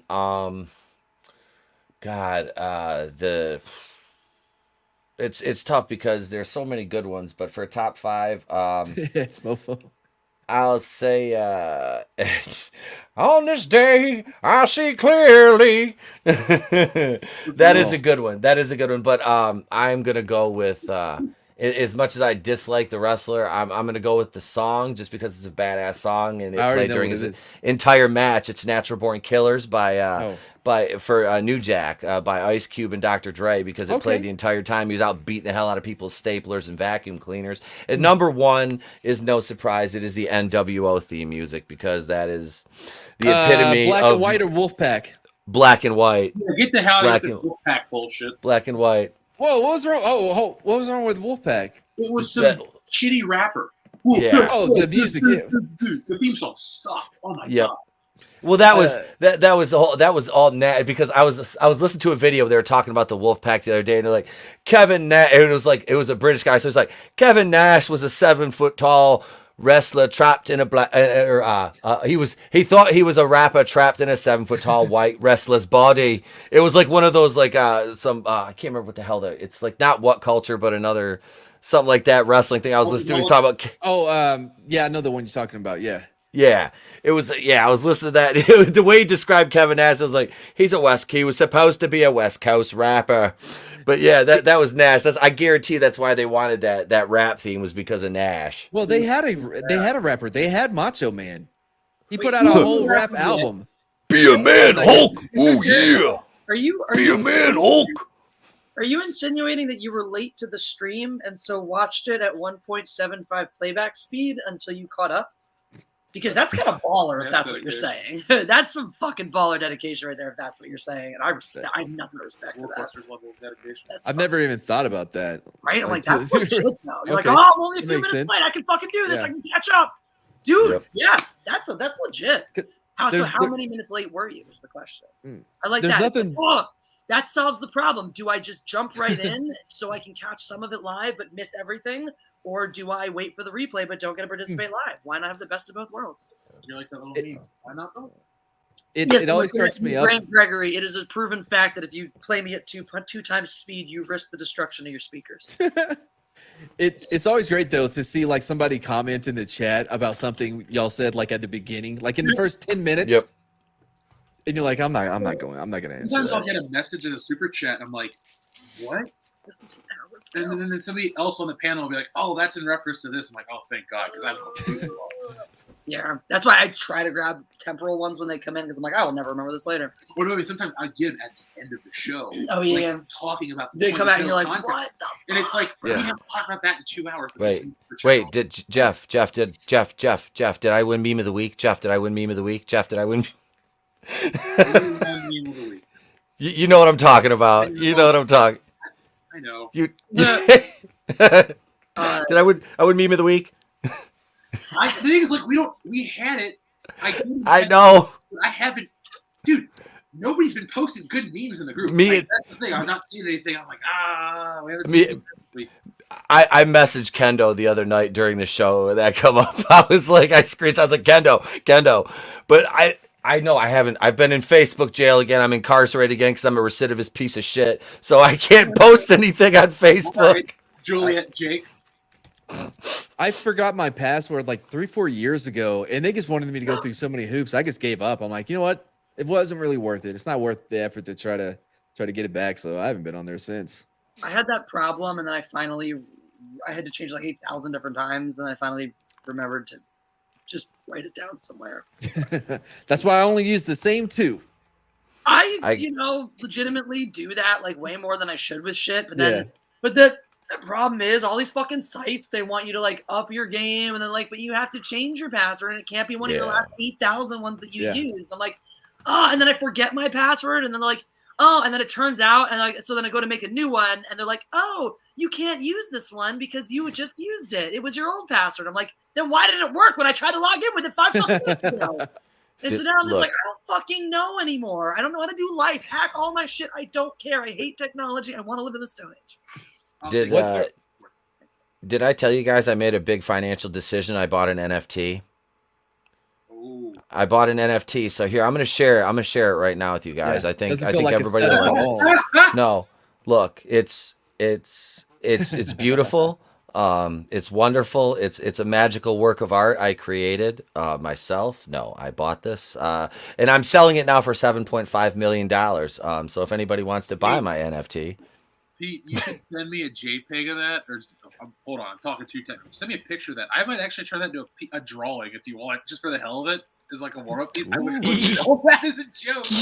Yes, we have so much fun with that. I'll give it to you or Tony, whoever wants it. We have some fun. Oh, yes. We had an idea in a DM group about a meme that you could actually draw too. Dude, send me a picture of your idea or something. We'll talk. Yep, I'll send that to you. Etep, I was talking about the one about the George guy. Yep. Yeah. Oh shit. Oh shit. Just hanging behind me. You instead don't say his name 2 more times. He'll show up. He'll show up. Said half of it. That's the counts half the time. He'll show up if you say the name 3 times. Look out! He'll show up and burn down Advanced Auto Parts. I'm telling you. Speaking of names, Justin Proper. That's my segue. You appreciate that. Jeff appreciated my segue. It was so literal. It was a segue. It was Drax. Speaking of names, Justin Proper. That's a name. He's here. He sent a super chat. He says the only good thing to come out of Philly is Jesse. Aw, but you're not right because cheesesteaks and the Eagles and a lot of other things. But thank you. Rocky doesn't count. He's not real. Hashtag Hooday. See you guys in March. Yeah. BDW. Jesse sucks at beer pong. We will see. Fuck you, Proper. That's not the truth. You can't not tell the truth. That is not the truth. Well, anyway. When he beat you, like he's told that story multiple times when I've been on stream with him. Yes, but if he tells you that because they suck at it, it's not the fucking truth. I will tell you the fucking truth. Side note, Proper, do you have Super Bowl plans? I love how whenever somebody asks somebody a question in the chat, but on stream, everyone pauses as if they're going to answer, and we can hear them. We're anxiously awaiting him to type a response. Mad. I'm just curious since he said who day. I'm going. I gotta root for the Bengals. I want to see Matt Stafford get crushed and just crack. I don't. I actually want to see his. No, I want his dreams to get crushed, just like they did his entire career in Detroit. I mean, look, I feel a little differently. Matt Stafford has the first 3 wins of his playoff career. So Matt Stafford, he doesn't need to win a fucking Super Bowl. On top of that, come on, he has enough. No, I want to see him. I want to see him get crushed. I do. I don't. You're working the Super Bowl proper. That makes sense. You'll make hella tips. Who day? Yes. So okay, here's the real fucking story. The whole fucking story. Actually, I'll tell the full version. I don't know if Justin's even heard the full version yet. He might have. He'll appreciate it if he hasn't. So when we met Justin at Star Wars Celebration, he did not accurately present himself. He was a little bit of a fanboy, and just a little bit, which look, understandable. I mean, like when you're around people like us, it makes sense. You know, act a little, whatever. It happens. Hashtag humble. I marked out when I met him. Guys, look, I like to say I have but one flaw, and it's my lack of humility. Anyway, so Proper, he was a little bit, you get the full fucking story. That's what you get when you want to talk shit, Proper. Full fucking story. Also, thank you for that super chat. Go on. Also, thank you. We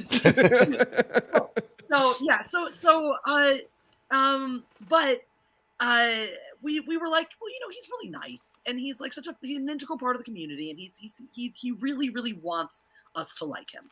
So Anna and I were like, you know what?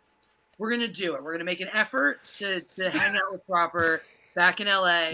He lives out there with us. We'll do some live streams. We'll do some stuff we'll try once a month. We can probably hang out with Proper, even if he's weird and yuppie and stuff. and so about a month later, my friend and I are planning this epic Memorial Day barbecue, because the previous year, and that's another story for another time, the previous year we had an impromptu one at my place, and it was one of the greatest days ever, so we decided to top it this next year, and did in epic fashion. And I'm like, you know what? A Memorial Day party. A lot of other people who will be too drunk to notice if he's super awkward. It'll be the perfect place to invite Proper. So I was like, all right, Proper, come and bring something to drink because it's a party. And so so he shows up with fucking Fireball and Natty, and immediately I'm like, oh, he is retarded. And then I'm like, wait a second, he graduated from college like yesterday. He's just young. It's fine. It's fine. So he shows up. He's got the Natty. He's got the fucking Fireball. But he shows up ready to party. And he's being cool. I'm really impressed. He's being really cool. He's been really chill. He's getting right into the drinking. He's tapping into his college boy self. It's working. And at the time that he's coming to this party, I've said hello, introduced him around. But I'm a little busy working with my buddy, my co-host John, the reigning beer pong champions of the day. We have beaten every single fucking team to come against us. We did a very nice job. And so I thought, so Proper was looking to get into the next game. And he the only person available was John's legitimately retarded friend. And it retarded in like the Philly sense, not in like the, I would never use that word to describe an actually, person with special needs. That would be rude. Yeah. So I'm like, oh, this is going to be a slam fucking dunk. This is going to be great, and it'll be fun because it'll be like, oh, we'll get to play with us, but it'll be whatever. Proper fucking legit. This is all props to him. Proper won that game, hands down. His teammate was useless, did absolutely nothing. My friend and I put up a legit effort. Proper just nailed it. He fucking owned it. It fucking ate. Just totally skinned us. And I told him, and I said, this is my fucking fault, because here I am still thinking Propers. Now I'm thinking, okay, so he's not super yuppie and whatnot, but he's this cute young little guy, and he's like, he'll be a nice little friend and all that. So I'm like, you know what, Proper? You get bragging rights for this. You get infinite bragging rights for the day you beat me. Oh, no. Yep. Fuck me. That's my fault. Oh, no. I'm sorry to everyone who's had to hear that story from his side. Oh, it's my fault. I don't know how I haven't heard it before. Yeah, I don't know either. Justin is not one to let something go. Nah. Yeah, I'm surprised he hasn't brought up Jason Voorhees being a human or some shit yet. In the chat. Oh, yeah, Rocky's not real, but Jason Voorhees. Yeah.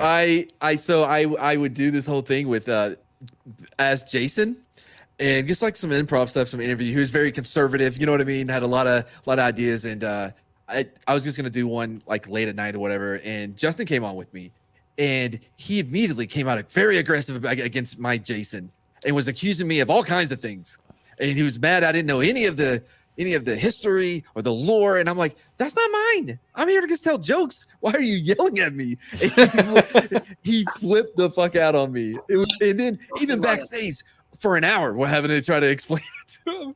I mean, Jason was a human. He was a human at one point.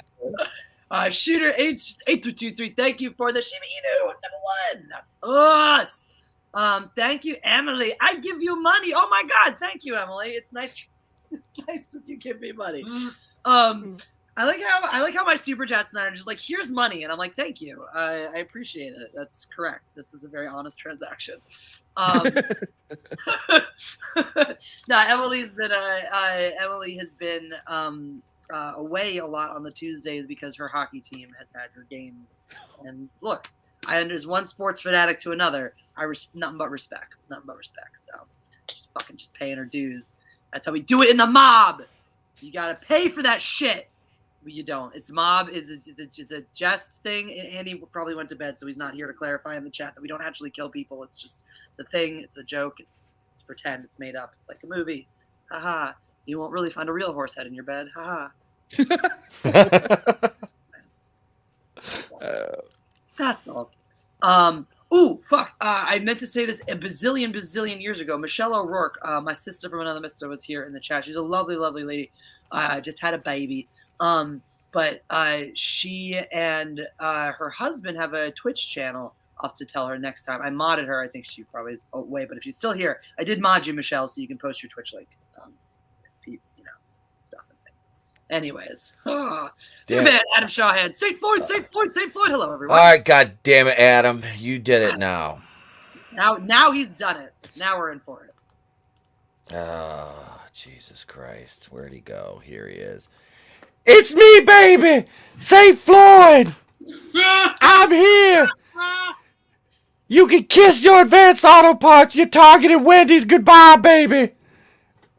This feels like a good time to go get something to drink. I'll be back. That's your question, Justin. There you go. It's me. The president said I was the greatest. I was better than MLK. Nobody's better than me. Nobody. And nobody beats the Wiz. I don't know why he has the Tyrone Bigham's voice, but it seemed appropriate. You guys You guys should have heard what we were saying in the chat before the stream about the only reason I said that was because Tony did that to me the other day. Like, I got that meme. He just sends me, he goes, hey, and just sends it to me. I'm like, that's adorable. He's still behind me, isn't he? I forgot to change that. Shit. I think Emily's very pleased. This is much more comfortable. I have Ted Turner behind. Hi, I'm Ted Turner. I colorize the moon, and I own Casablanca. I'm Ted Turner. I mean, we all go, greeting. How'd he get here? Greetings. Tomorrow morning at 8:05 a.m. Eastern, Kathleen Kennedy will be fired. I guarantee it, my friends. Here's a good one. We'll have Hacksaw back there with me. There. Fucking bison bitch. Yep, him and Hacksaw were together. Look at them. Look at they're twins. They were separated at birth. The resemblance is the resemblance is uncanny. I don't know how I didn't see this before.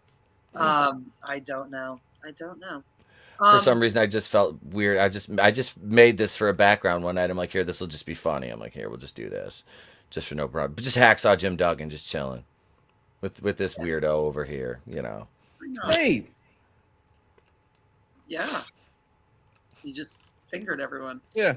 No, because I had I can't do that joke. I can't do that joke. I can't say that. So I decided to abandon that whole thing that I was going to do.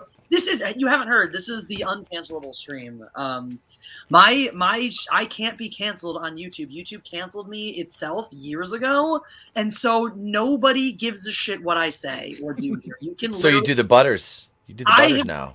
I say retarded every day on this stream multiple times. Retarded. I talked about Judaism for an entire stream last week, and it didn't get copy struck. It didn't get taken down.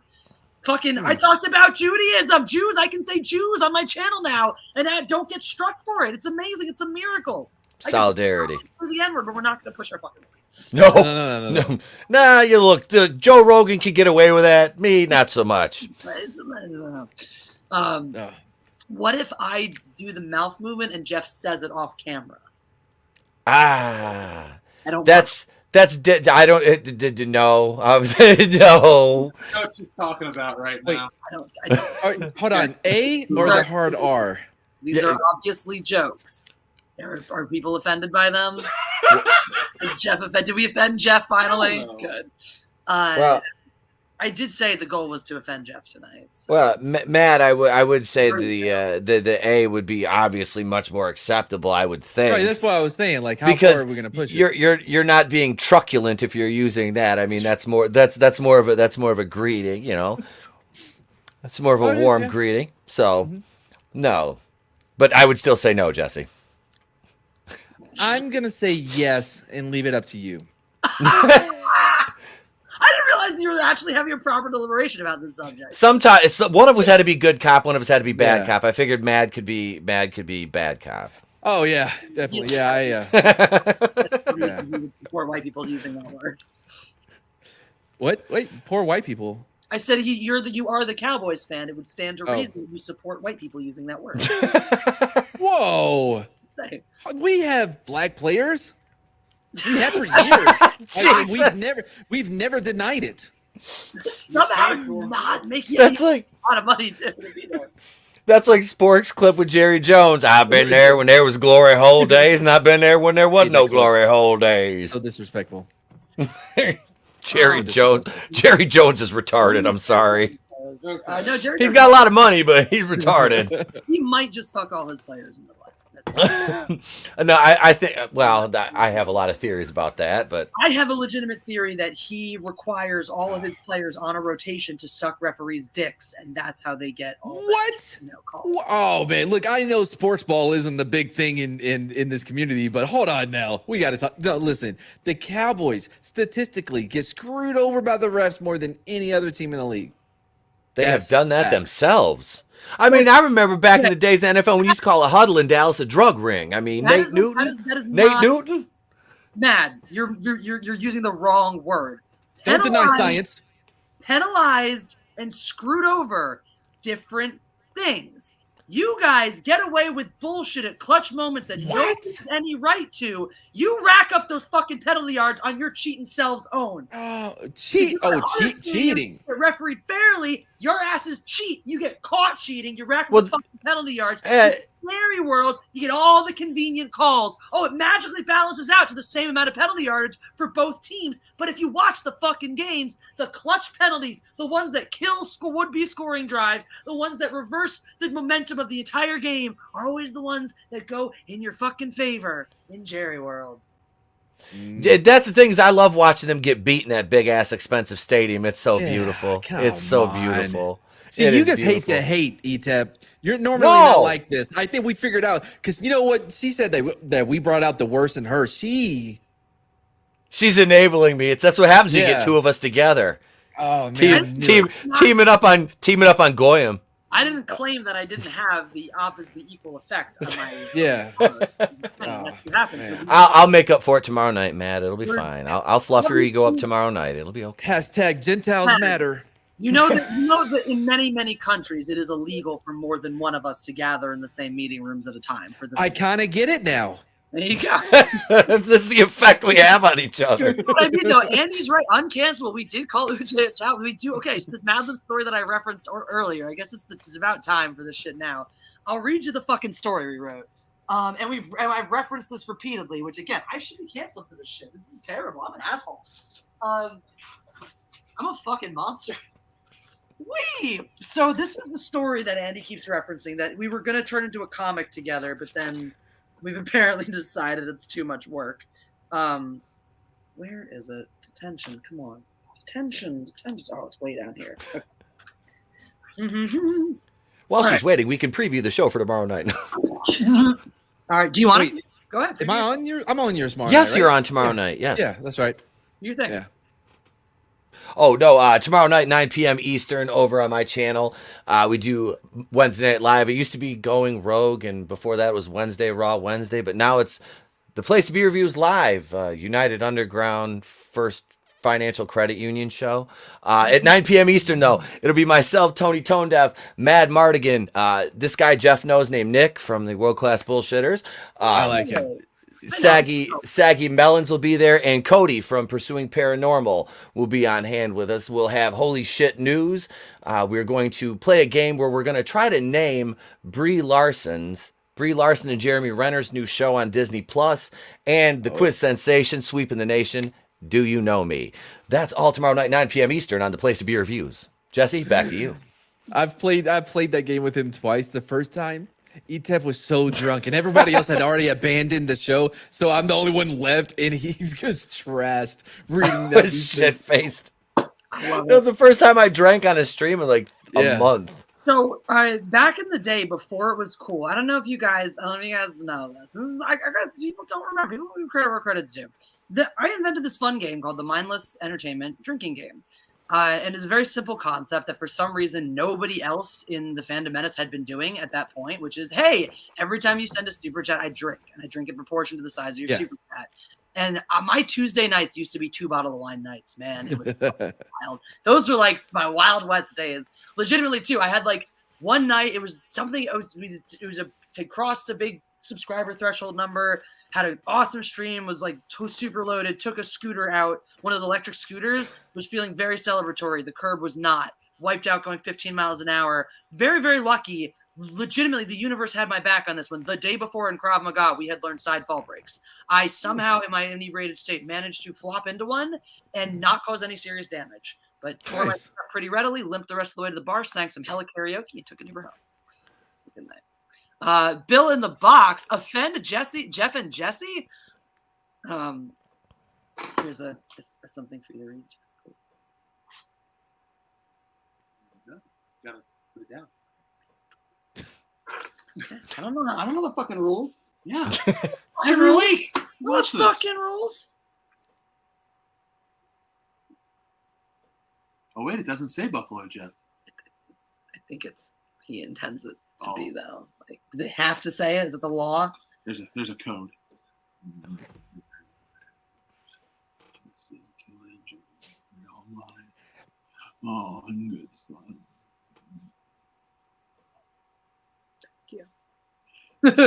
Wait, did he do it? Yeah.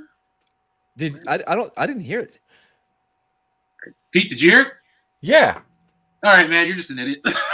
Wait, hold on. No, wait, hold on. Like, is this like a Jew thing? Like, y'all have different hearing? Like, I feel like we have the same ears. For a specific chosen person. What the fuck? What? Jew hearing now? That's the common denominator here. Sonar. We don't have fucking underwater magic hearing. Underwater that would be the shit. That would be the shit. That would be the shit. I'm not gonna lie. We don't have scientifically. horns, we don't have sonar. Scientifically speaking, like you two heard it, I didn't. Maybe you've been to more concerts. A lot of gunfire. Okay. Or you did get blown up, so okay, yeah, all right. Well, I'm just saying. okay. It's not. Okay, the hypothesis may not be like bulletproof here. I'm not saying that. I'm just saying it's something we should consider. Press one in the chat if you heard about the Buffalo Jeff voice and are also not Jewish. Let's see how big your Jewish audience Press 2 in is. the chat if you heard the Buffalo Jeff voice and are also Jewish. Press 3 in the chat if you did not hear the Buffalo Jeff voice and are Jewish. Press 4 in the chat if you did hear the Buffalo Jeff voice and are not Jewish. And you better not lie, because we are writing down names. Hello and welcome to Movie Phone. The Grant McGregory her. Okay, that's Mr. Grant Gregory heard it. He's Australian Jewish. What? Yeah, I'm not making this up. Like, I'm not making this up. Qualify, like, Hey, don't be you can be Jewish anywhere. Like, you don't be that's picking his on culture. All right, I have no right to say what he has to call somebody himself. who's British, Hey, bud. is also Jewish. You can just be like, that person's British. I'm Jewish or British. I don't need to like. But I like Australian Jews. That's like an important thing. We need representation. Okay. Paul Hogan. Don't be picking on Grant Gregory there, bud. By the way, if like some people in there, if they only say I heard it, and I'm not Jewish, they don't count because they're not following the instructions. Like they didn't put the numbers. What? What? I'm just saying we have to have rules in society. We live Okay. So Yes, you know how we like do live. there's in a society. phone menus like nowadays, now that they're more advanced, the phone menu is like press 1 or just say the thing, right? Yeah. This is like that. This is like if you need it to be filtered into numbers so you can understand and quantify But that- it, press 1 for math so you can understand. But that wasn't like explained at the beginning. Like that we're just adding rules and moving goalposts. My God, it's like And the Cowboys elections in Arizona. in the wild card round. Yeah. Your season ended a while ago. Ha! I got a Gentile right over here says he can't hear it.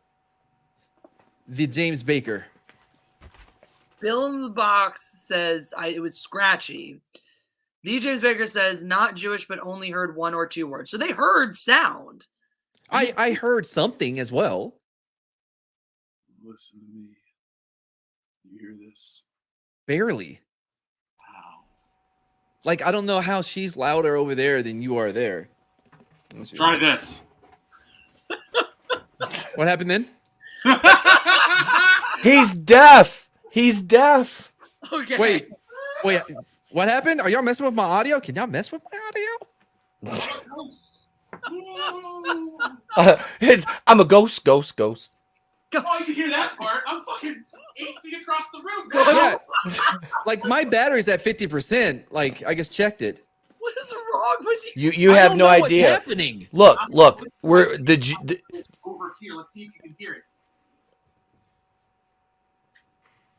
Wait, what? Wait, what am I? Am I supposed to be listening for something? Where's the tone? That thing? Oh my god. Fuck proper. Jesse, rematch this June confirmed if you're down to lose again. By the way, who here has seen the new Scream movie? Excited for Horrorhound? Horrorhound is going to be super legit this year, especially if you're a Scream fan. So, yeah, that's going to be tight. Wait, June, or should we just rematch in March? Why wait till what's June? Oh, you're going to be here in June. That's right. I was like, Juneteenth? I was like, we're not going to Cincinnati. Nah, your ass is coming here. All right. Rematch in March. Proper. Jeff is my partner. You can choose yours. So, Kelly's not my friend anymore, so you can't pick her. Ask Anna to come and be your partner. Yeah, I'll bet she's terrible. I know. She doesn't play any sports. Hey, hold on. Since everyone plays beer pong stories, I'm just going to tell this story real quick. We were playing a best of 10 series, me and Dion and our friend Jake from college, and they beat me the first 3 games, and then I beat them 7 games in a row to the point where they were getting very pissed off. So I found this drunk nirvana that I'm going to find again, because it was like, oh, we're going to get you, dude. And I would do a double sink, take out 3 cups, boom, boom, boom, get my rear rack, get my sidecar, get down to the final one. For some reason, it's easy for me to get one final cup than to have like 2 or 3. And so I just would line it up, and boom, I got pissed. 7 in a row. Because it wasn't like we were going to play the 10 no matter what. Yeah. There we go. And Dion will concede. He lost straight up. That's the day he found out I banged his sister. We were playing the game and I was talking shit, and he didn't believe me. So I pulled out the video, and then the rest is history. The first time I ever met Dion's sister, the first thing we did was like compare notes. Legitimately, we went to another room. We were like, oh my god, yeah, he has a great leg. He's got a big dick. Cool. Anyway. So this really offensive story that we wrote that I should be canceled over, so I'm going to read it again because I didn't get canceled the first time. It's called Your Mother and I Met in Detention. And it goes like this. This is what we have to top tonight, guys. I was going through some of my parents' old school towers when I came across this massive letter from my dad proclaiming his love for my rapist, whom he met in detention of all places. To the kryptonite of my dreams. Okay. I like that line, though. The kryptonite of my dreams. I do too. Yeah. Uche. My silver world turned upside down the day you died in detention with me. I have never seen a prettier butt plug before. When you sat there with your buttocks folded so daintily on the desk, I remember thinking, this is one classy Gungan. She's not the racists. And that's when I knew I had to get your attention. Looking back, perhaps folding a paper hemorrhoid ball. That's a hemorrhoid ball, people. And looking at your fang was not the way to go. Please understand I was excruciatingly nervous. I mean, it's not every day that you meet the person you want to grow retarded with. Truly, madly, frequently in love with you. As.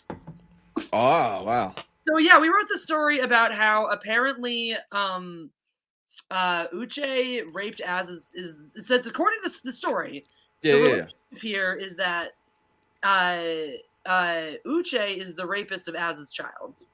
And that what the fuck kind of fanfic am I hearing? And they met in detention together and had a love affair. So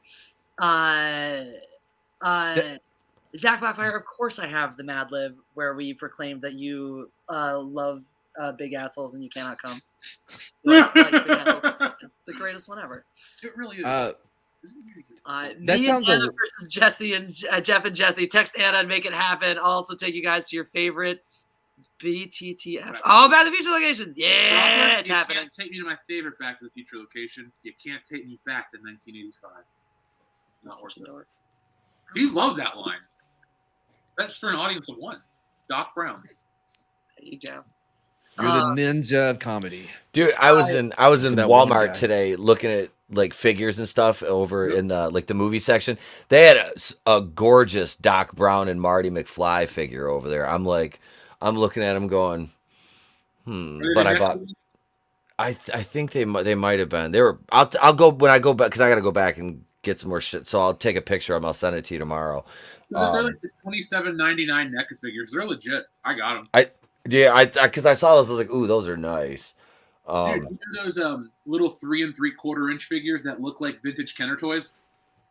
I've never seen those. I'll show you one real quick because, long story short, these are like $20 and they suck at that price. But I got one for $5 and it was a hell of a deal. So it's this little 3/4 inch Marty. Okay. The whole crew. So be on the lookout. Oh hell yeah! I have cheese. Real quick, your ad lib sounded a lot like the D&D with the high school setting. Like I'm playing with little literature devil and Yeti Cast and a couple other guys. Boy, did it get out of control. Ooh. But No, it's a lot of fun though. We're the Mindless Mob is starting up a gaming division. If you guys ever want to get involved, yeah, it's cool. I'm gonna get involved too. It's fun because these things start like without my participation. It's great. I'm like, the mob is all this shit. It really is like it's turning into Fight Club. Project Mayhem exists without, it's got a hive mind at this point.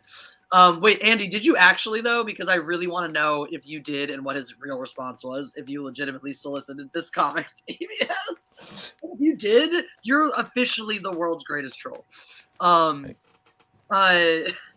Anyway, you guys want to play some Mad Libs? Sure. Yeah. Right. Stop eating my I know edibles, cat. words. You know words? I know the best words. I was just gonna say I have the best words. I have the best not words. naming any names, but if anybody in the game happens to struggle with understanding what parts of speech are, we will help them out and not shame them for not knowing. Wow. Etep, did you hear all that? I did. I got my. Actually, it's funny that because we used to do this. My co-host Monica we used to do Mad Libs on the stream sometimes, and I can't remember which one it was. I forgot. Like if I can't remember what word it was, like an adverse. I was like, yes, I'd never lived that down until she quit the show and quit talking to me. But that's a whole nother story. Wow. But I legitimately knew her for like 20 years, like away from YouTube. And then she crossed that line. Yep. See, making fun of you. I was like, look, girl, you make fun of the fact I can't remember what an adverb is. You're fucking fired, Bob. As a matter of fact, you're so fucking fired. You're rehired and fired again. Get the fuck out of my office. Take your shit. Leave the red stapler though. Leave the red stapler. That's mine. Oh, Milton. I want my swing line. Have you seen my swing line? With the red. I could put strychnine into guacamole.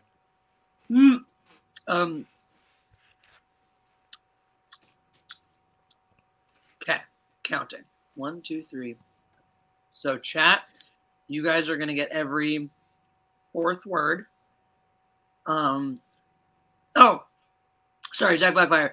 I did see that you wanted me to read the I like big assholes and I cannot come one. I don't remember exactly which book it is and where in it is. So I know I have the book and I know it's here, but I would have to dig through all of them to find the story. So I will do that at some point so I can reread it for all of you guys. I have been meaning to like do a compilation of the highlights reel because we have had some wonderful experiences. I missed the Death Wiener.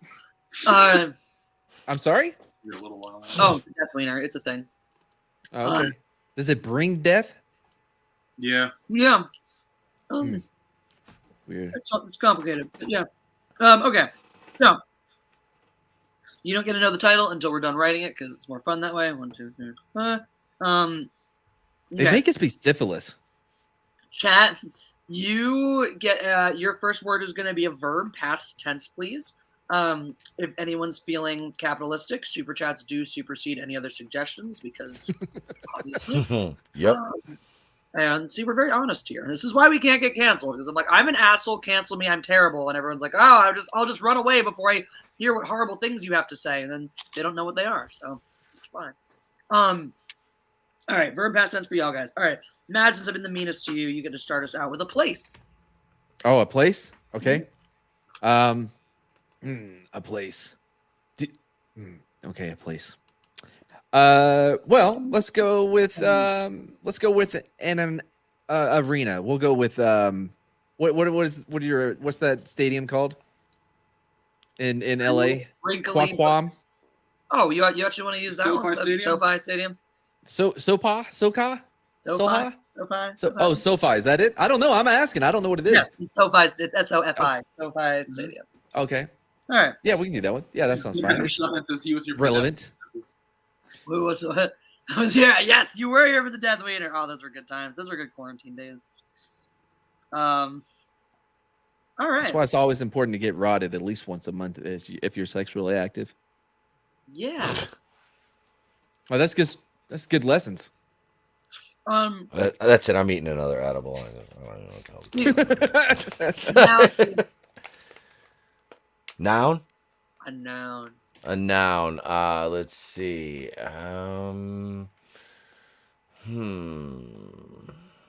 A proper noun or just a regular noun? What are we talking? A regular one. Any old fucking Let's see. Truck. A truck. Just a truck. I'm writing a country song here. Let's go backwards. I want to get all my shit back. Hey, you got a truck and a dog now. It's a country song. I got a truck and a big fat ass cat here right now. Get off here, fat ass. He's chewing on my edible bag. Yeah, you should get fat ass cat. Fat ass cat. I'm changing it to fat ass cat. No, I'll show you. Here he is. This is Big Meech. Big Meech. Look at him. Oh, hi, Big Meech. I don't know, my camera's all freaking. He's a freaking hoss. He's like 27 pounds. Oh my gosh. That's what Jane aspires to be. Have you seen how fucking fat Jane is lately? He's not happy. Jane and My camera's all fuzzy and shit. I feel bad. He's over there sleeping. I don't care. He shouldn't be so fat. If he was not that'll teach you. Right? He is not asleep. He is flirting with you right now. He is flirting right now. He says, "Do not pick me. I want to sleep." I say, "I don't care. You fat shit. Come here.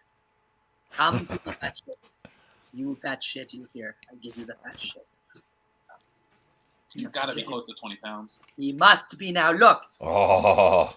He has all of this belly. Look at it. Look at that kitty. What is that, Pete? You shook hands with me. This is all cat. Yeah, dude, that's a big cat. That's a big cat. Jane, show them. Show them. Yep. Have your It's monstrous like the self. size of my Got all chunk now. He is got the over. It's got the mittens on. Mm-hmm. It's got the kitten mittens on. Oh, Sol. Are you so unhappy you were awoken? Look at this boy. He is. Don't you love it when they sit there and they keep that one leg straight and they just lick themselves and they make eye contact with you like, look at me, look at me. That's Han's move. He's notorious for that. Yep. Oh my God, he was chasing me around today, like playing. Like this cat hasn't played in years, and he's just like a new cat in this apartment. He loves everything. So Pancake loves to play chase. If I run, he'll go I'll go run and hide and like jump on the bed or something. He'll go come run up and chase and jump on there with me and all that shit. Han usually just sits and watches, like, or thinks I'm going to try to stomp on his head because he's scared of everything. And today, he's just fucking like, I ran to the kitchen. All of a sudden, he's there. I'm like, you're not getting food, bro. What the hell? Then I go run somewhere else for Pancake, and all of a sudden, Han's behind me, batting at my legs. I'm like, we're playing now. And he just kept running, following me around the house, batting, and like letting me roll him over and play with him. It's amazing. He has literally never acted like that. And he's never acted like that. So I don't know what the fuck's Are you betrayed, Pancake? Meanwhile, Lando's he's just been sleeping in the closet all fucking day. I mean, I don't know what he's doing earlier, but all since I've been home, he's just been asleep in the closet. Yeah. What super fan say? In the closet. I guess so. This is have you ever been around one of those serval cats or whatever? The servals? Yeah. Servals, yeah, those things are badass. I dated a chick that her and her mom like raised them or bred them or whatever. And like so she had the actual one from Africa, then but they would mix it with a house cat, so it'd be a little bit different. But man, those things are Savannah cats. That's a thing. It's a right. really popular thing now. The Savannah cat. It's a serval mix. We might have. Might have been mentioned there somewhere. But yeah, where they mix servals with house cats, basically. Yeah. They're like they fetch. They're more like a dog than they are a cat. It's crazy. Yeah. Bill in the box says, scooting off to bed. Great stream, WOKEBUSTERS. Thank you, Bill. Thank you for backing too. I dropped the link right down there in the chat. I'm gonna check to see if it's moved up since let's see. And it's got another backer. Woo! Thank you, folks. We're gonna make Thursday a crazy night. We're gonna start early. Nuts. Yeah, and I'm available whenever.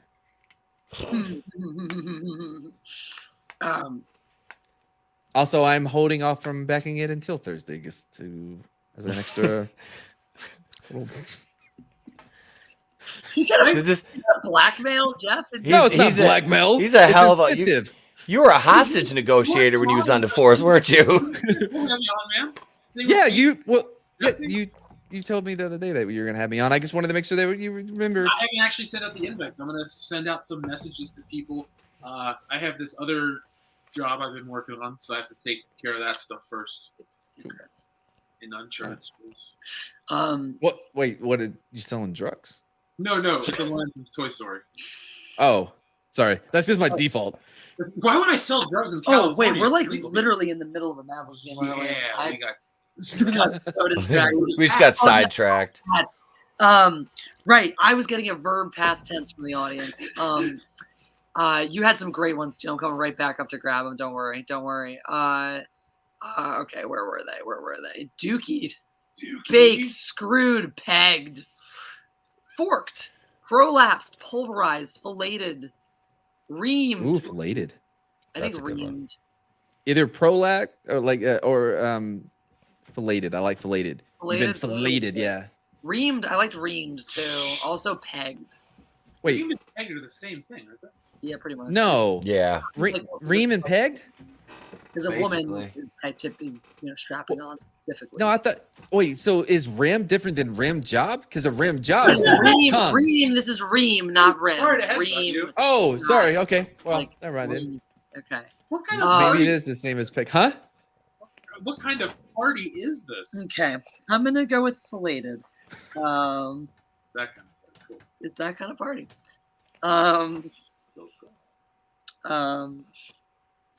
Okay, so chat, you guys 1, 2, 3, 4 are gonna get a noun next. Mad, a verb ending in S. A verb ending in S. Speaks. Those starts and ends in an S. You're welcome.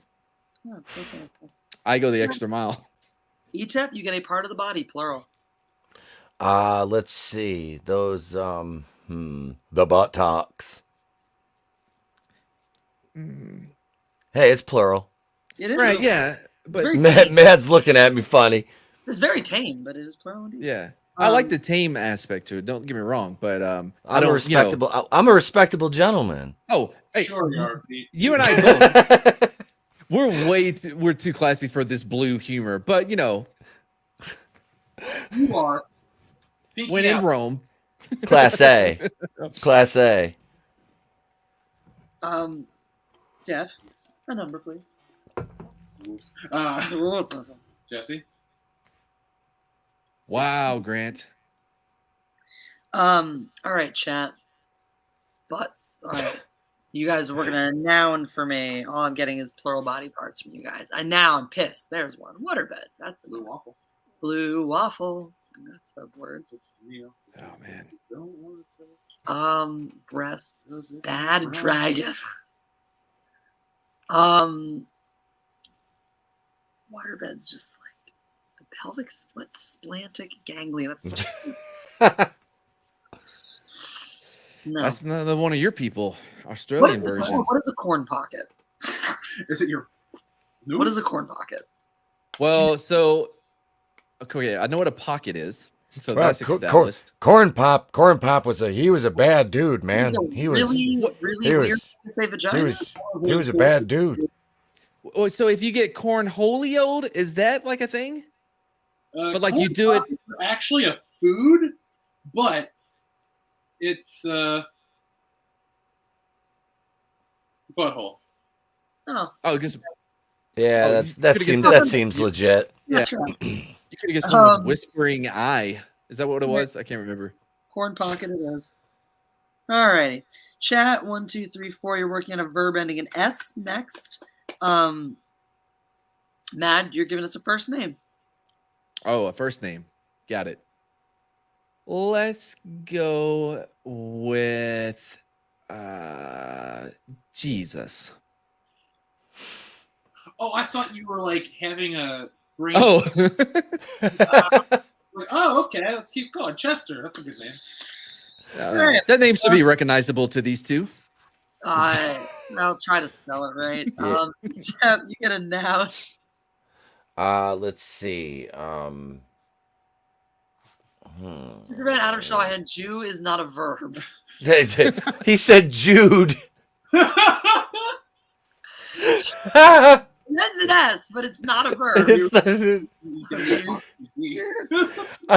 A noun, let's see. Grandma. Grandma. Reindeer simultaneously while that other song. So if Jude's not a word, does that mean Jewy isn't either?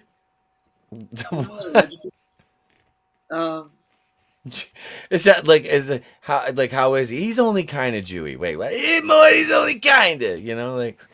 Well, there's this kid that we see. He was in 8-Bit Christmas. Have you seen that? It's a really good movie, actually. I haven't. Okay. He was also in basically he's like the real life personification of that South Park character. That's like, oh no, like in the glasses.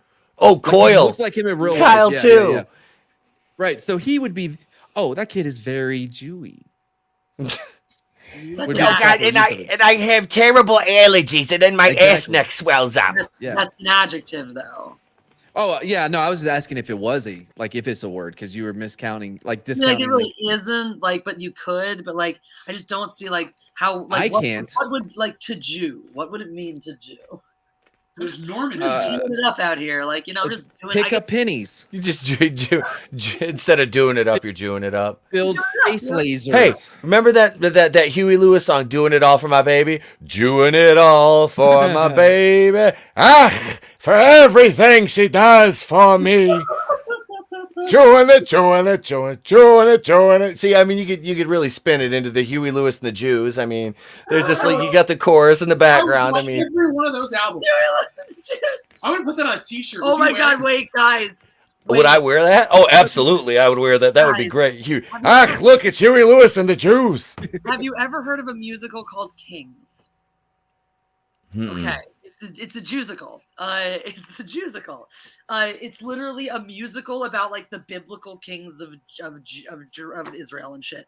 And told through the lens of a guy who dies, of Murray, the deli shop owner who dies and goes to heaven. I saw the debut run of this in my Hebrew school. It was a big deal for our people. Jewish people know about this musical sometimes. It's weird. So yeah, words. So Murray, okay, so Murray dies. And so one of the first songs is The Late Lamented Murray, in which he sings about being dead. And then has to learn about the history of his people, because that makes sense, from a bunch of these stuffy old prophets. And he's constantly trying to get the prophets to loosen up. And he finally succeeds. At the end of the show, at which point he starts a group called Murray and the Prophets, and they do a number called "You Gotta Love God." And I just want you all to hear the beginning of this, because you need to. Just let me know if you can hear it.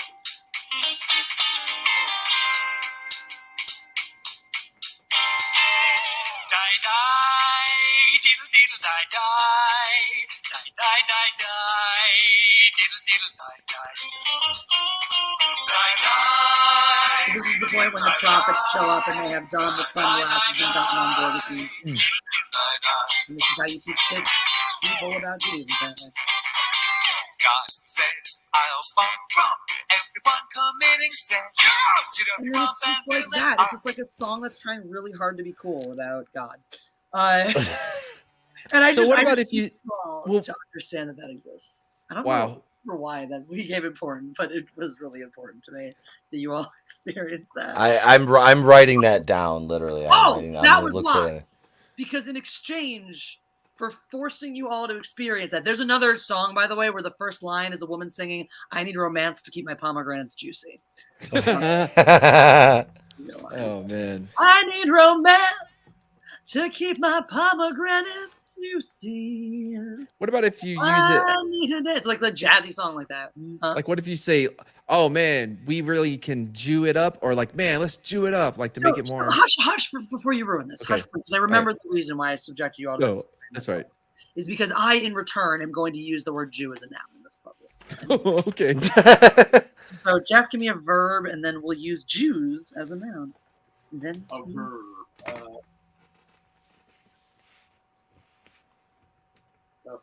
Snorted. Did you say snorted? Yeah. Snort. Okay. All right. Man, so, you've been in LA too long. all right. Hanging out Studio 54. Right. Chat, you're gonna close. So we did have a super chat from Emily for chest hair, so that did go into the puzzle. Okay. The puzzle, into the story, into the game. Brett. Into the game. Very nice. All right, so chat, you will finish us off with an occupation.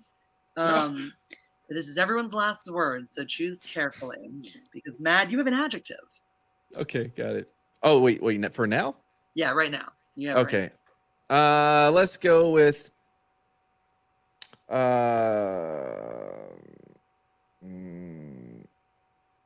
I pass? No. It's your last word. This is it. Can I pass? Let's go with None of those things you said were adjectives, so I can't even extrapolate. Jewy. No, we just used Jews as a verb. Oh. I knew you were going to try. You're getting a little anti-Semitic, man. A little anti-Semitic there. How? Just say What did I say? I'm just fucking with you, bro. We're getting offended here, Mad. We're getting a little offended. Right? Right? Come on. Fine. All right. Let's go with acceptable. I like it. Yeah. The Acceptable Hulk. That's my new favorite The comic. Acceptable Etep, an adjective, please. A more acceptable one, if you don't mind. No, a more acceptable I one. see what Let's you did. see. Amicable. There you go. Ooh, look at me. I'm going to use a word that's very similar to the word that you use and make it Yeah, sound you like smarter. that? You like that? Just I'm only 25%. 25% smarter. Step it down, please. This story's already great without our participation.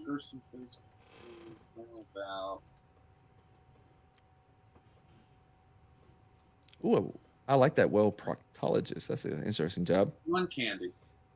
Well, you Did can you imagine say- like be. It's not going to be Oh, great. probably gonna be great. How about dildo farmer? What did you do? It's an honest day's work. I was out farming the dildos in the field. Actually, I could have. Look how the harvest is coming in. The big ones are over there. Come on. Bring the tractor in I don't know where the hell this accent came from. You bring them in like the fucking sand people with their gappy sticks.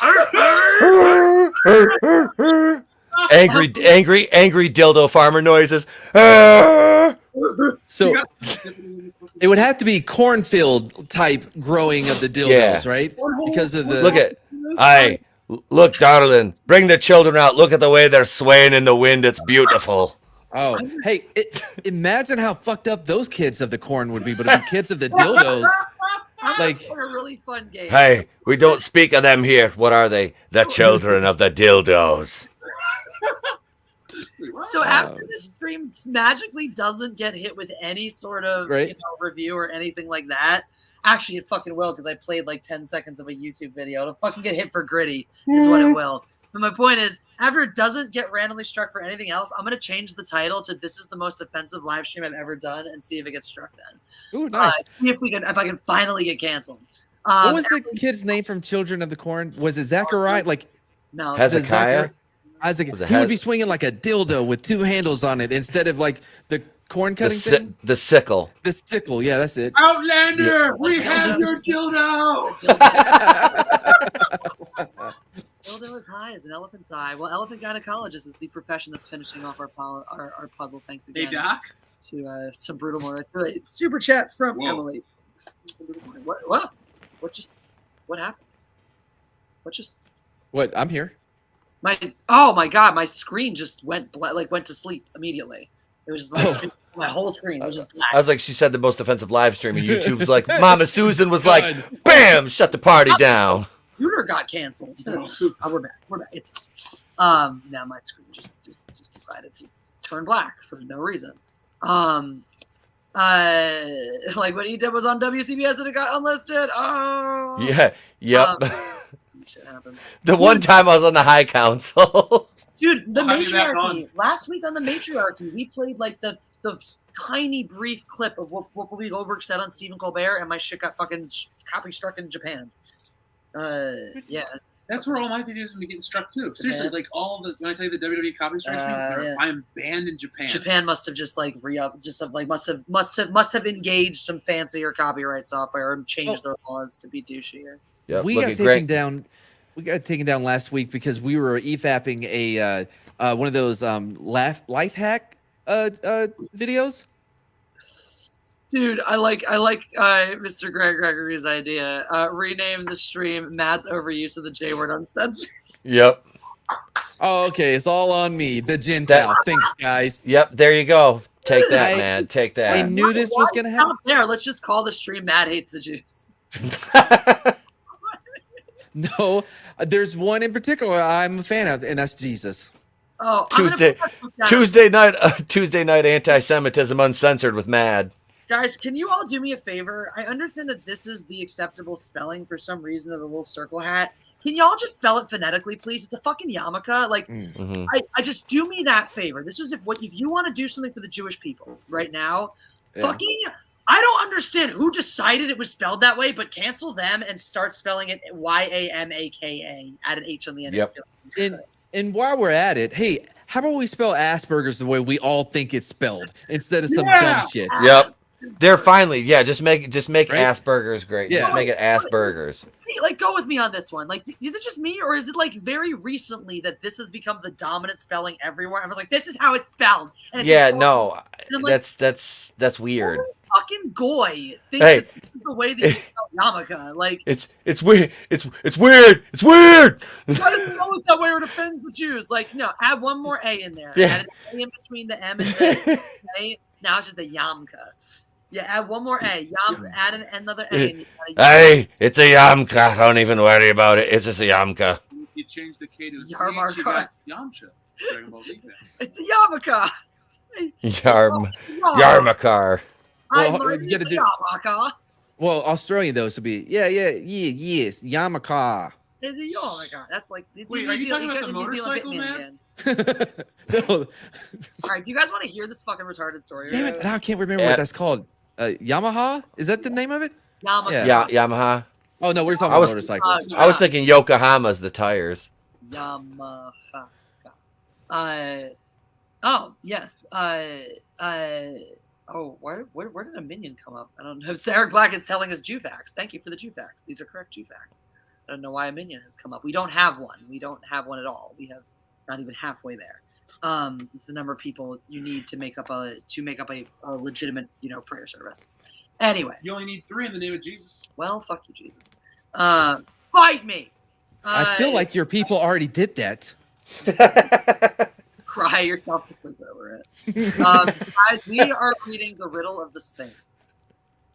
According to the legends of SoFi Stadium, the Sphinx had the truck of a human and the body of a fat-ass cat chewing on edibles wrappers. She killed and filleted any travelers who couldn't answer the following question. In that order. What creature speaks on 4 buttocks in the morning, 69 legs at noon, and 3 in the corn pocket? Only the hero Jesus gave the correct answer, leading to the Sphinx's grandma. Man, he said, man, because a baby has to snort before he can walk. He chews on 2 legs until he's acceptable. At which point he uses a chest hair to keep his balance. The Sphinx was so amicable that her riddle had been solved that she threw herself off a high dildo farmer and died. impaled on a bunch of dildos like Roy the ambulance driver, and you end up fucking Friday the 13th Part 5. Talk about a trauma elephant gynecologist.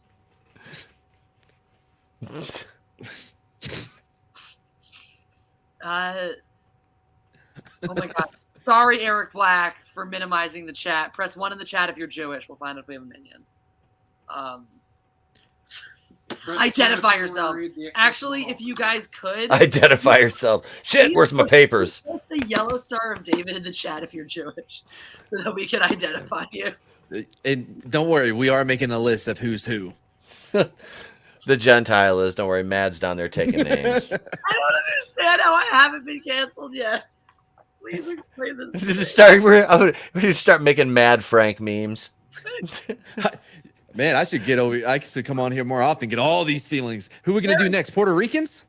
How are you 1.5? How are you 1.5 Jews? How does that count? Who, me? You and Andy, you make 2 Jews, but I don't understand how you get to be more than 1. All right, we don't have enough Jews to make a minion. It's confirmed. Hi, Pancake. You want to be Jewish with us? I guess if all 4 cats are Jewish, that brings us closer. Yeah. Well, your mom's Jewish, so you're Jewish. There you go. Yeah. Pancake's a Jew cat.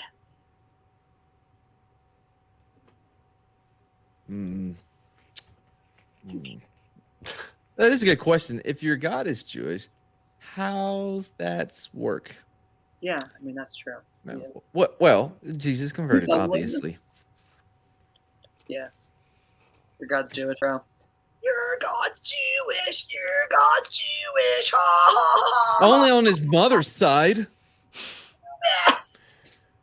bad. How do you know God ain't a Jew? Come on. I feel I don't want to get. We are his chosen people, after all.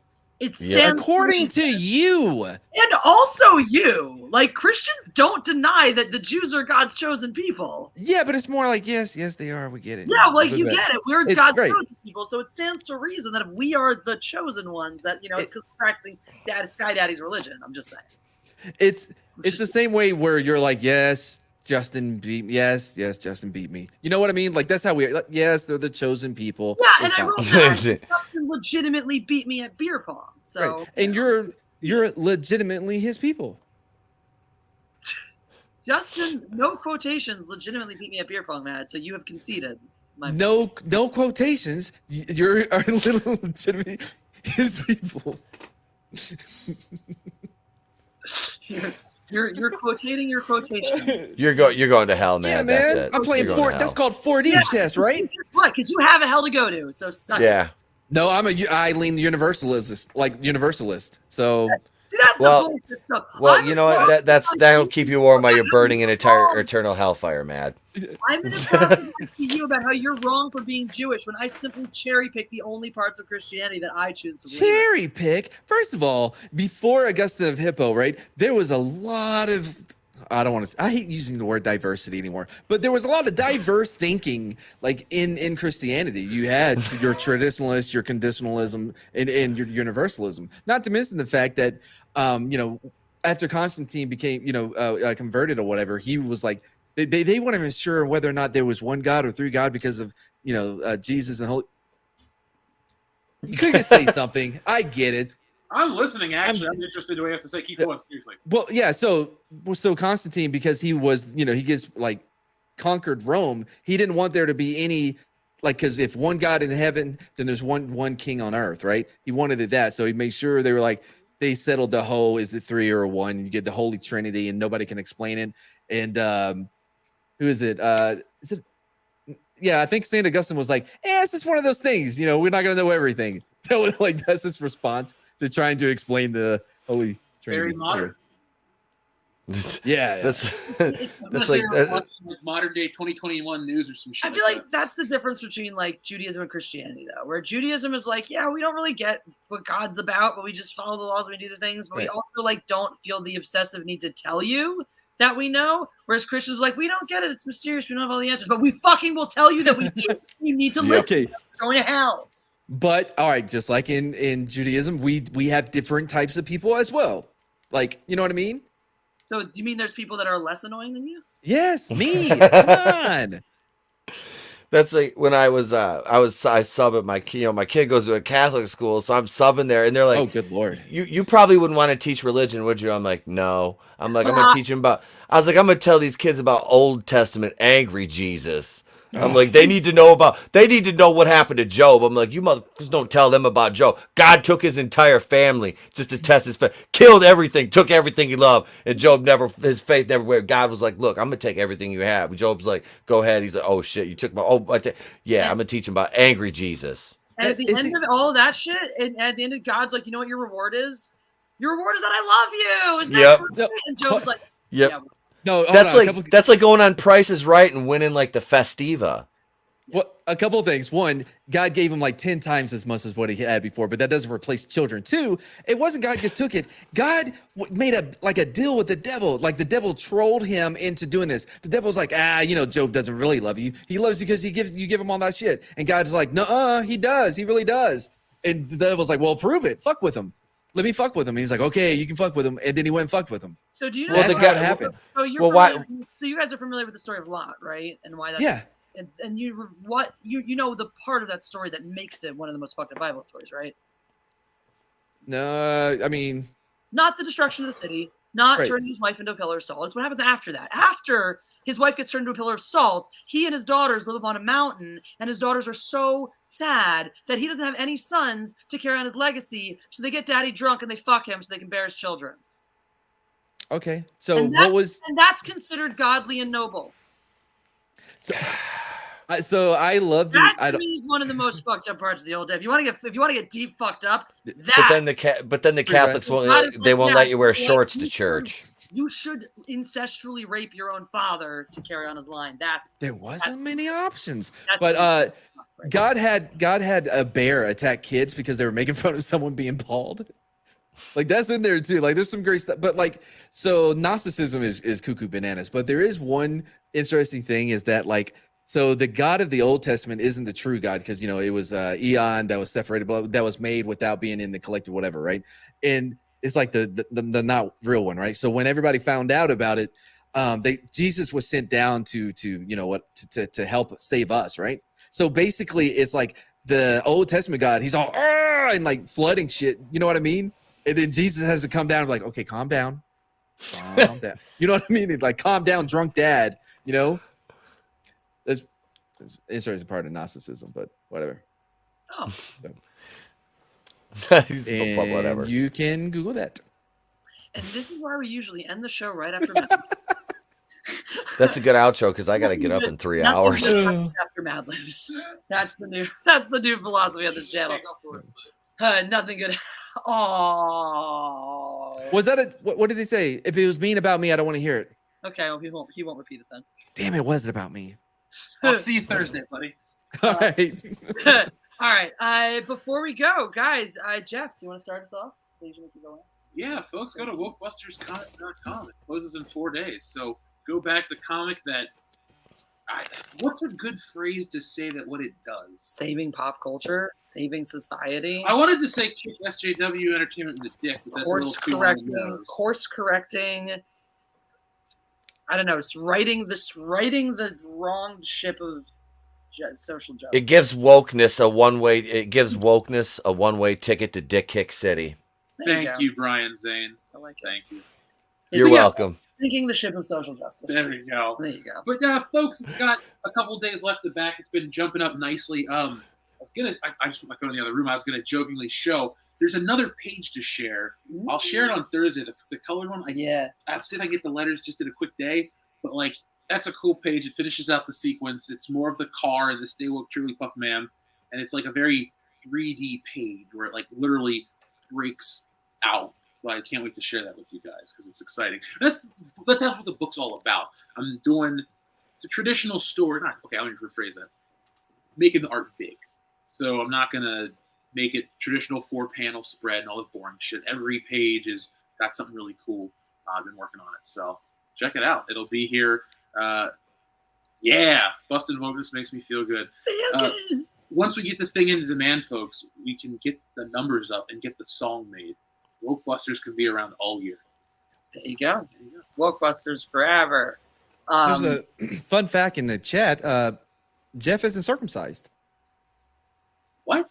I don't. That's what I'm reading the chat. That is not a fact in the chat. It is Yes, it simply- is. No. How There's are mad, you allowing mad to- spreading misinformation. No, see? look. This is how it starts. Why would he be asking about adult circumcision for conversion? Why would you assume that Eric Black would know the status of Jeff's dick? I don't know. I can't see the picture very well. I don't like a cousin. I don't know. Like, Well, no, it wouldn't be his cousin because he's Jewish. So What is happening right now? I What don't the hell know. just happened? I don't have Facebook.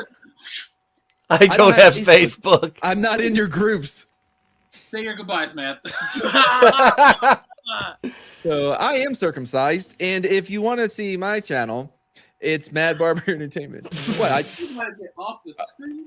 Are we not revealing this? I'm just laughing. I don't know why Jeff's hiding. I'm just laughing. Oh, because his last name? I think No. Jeff's embarrassed to be seen on screen with you right now. Oh, wait. So yeah, tomorrow we're doing Street Smots. We'll be finishing up Ankle Biters, which is about vampiric little people. It's amazing. It is fantastic. It's one of the greatest things I've ever seen. It's actually directed and written by the wife of Carol in season 1 of The Walking Dead. You know, the one that like beat her but got killed. Yeah, he does it. Oh boy, for a very low budget with no sound quality. It's all done off the camera, and it's all takes place in daylight. Even though the vampires, there's so much goodness. And right after that, Culture Casino and I will be doing our Mad and Culture Do It Live together on a stream. Yeah. That's a great show. Thank you. That comes on right after Street Spots, and then the bespoke video is coming out soon, and stuff. You'll be somewhere tomorrow night at 9 too. Oh yeah. Well, I mean, I skipped the dump too. Fine, I'm doing I'm not trying to do a casino link like outro here. Anyway, so yeah, I do have the dump, and then whatever. Twitter here. And Thursday, big announcement, guys. Thursday, I will be on a little channel that I'm trying to pump up. World Class Bullshitters. Check them out. Some good guys. We need all the help we can get from you. I like how Superman added on. We need more LP, aka midgets, in case you didn't know. Matt's in there. I love how you've been like so PC about the fucking little people all fucking episode. They're midgets. Yeah. All fucking midgets, asshole. Fucking midgets, and you can say midgets. That's it. He's been throwing the J word around all night, but he's afraid to say fucking midgets. You can say Jewy. You can say midget. We all have our lines. And no, because it gets confusing. Like, wait, are you talking about baseball? No, man. I'm talking about the people. Midget. Anyway. By the way, fun fact: Gary Oldman walked on his knees to play in Tiptoes. Was that what it was called? I forget what it's called, but I still need to see it. It's so good. Etep, please tell everybody all about you and the things and where they should go.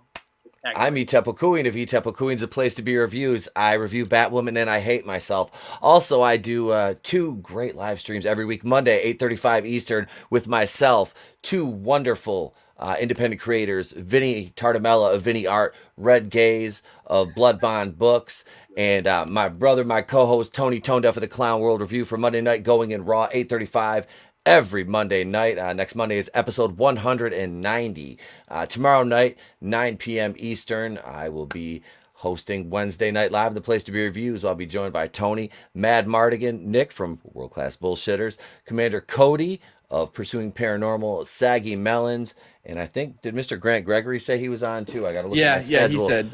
He did. I got the schedule written down because I was scheduled out for like 3 weeks. But anyway, not that people really want to be on my Wednesday night show, but it's kind of the place to be. And I'll have a Batwoman review out for you guys Friday. Keep this is there's 2 episodes left of this, and then I have to find something else to mentally punish myself. So I'm thinking about the Gotham Knights show, because I kind of covered that a few times, and it sounds like it's going to be a amazing trash fire. Or one-off event, I highly recommend the Unicorn Store. We did a watch party on that back in back in 2019, we did a watch party for Unicorn Store for Halloween. We wanted to watch 2 horror movies, so we watched Unicorn Store and then we watched Hellraiser afterwards. And Unicorn Store was far more terrifying. It was hammered and watched that in the hotel room at Star Wars Celebration. That movie was utter. I want to find Bismati Blues and see how Bree met Nick. That's like their love story. It's like when Bree met Nick. That was that was Bismati Blues. Yep. Oh, he loves. I always play the Bree clips for him when he's on because I got a nice little collection of Bree clips for him. But yeah, and Thursday night I won't be on World Class Bullshitters Thursday night. Unless the chat wants me to. Unless Jeff wants me to. I will be at 7:45. At 7:45. What time are you guys starting Thursday? It's going to be a longer show because I'm going to send out a group thing tomorrow and give everybody. Okay. All right. Yeah. Because I'm on two collectible pass with 2 guineas on Thursday at 7:45 because I get to showcase my Masters of the Universe collection. So I'm gonna have. I bought another light because I'm taking the green screen down and it's going to be open behind me. I have a table with all the Motu guys and castles and vehicles out on it because I have a shitload of them and they're in my kids' room. So I'm going to be bringing those all out for Thursday night.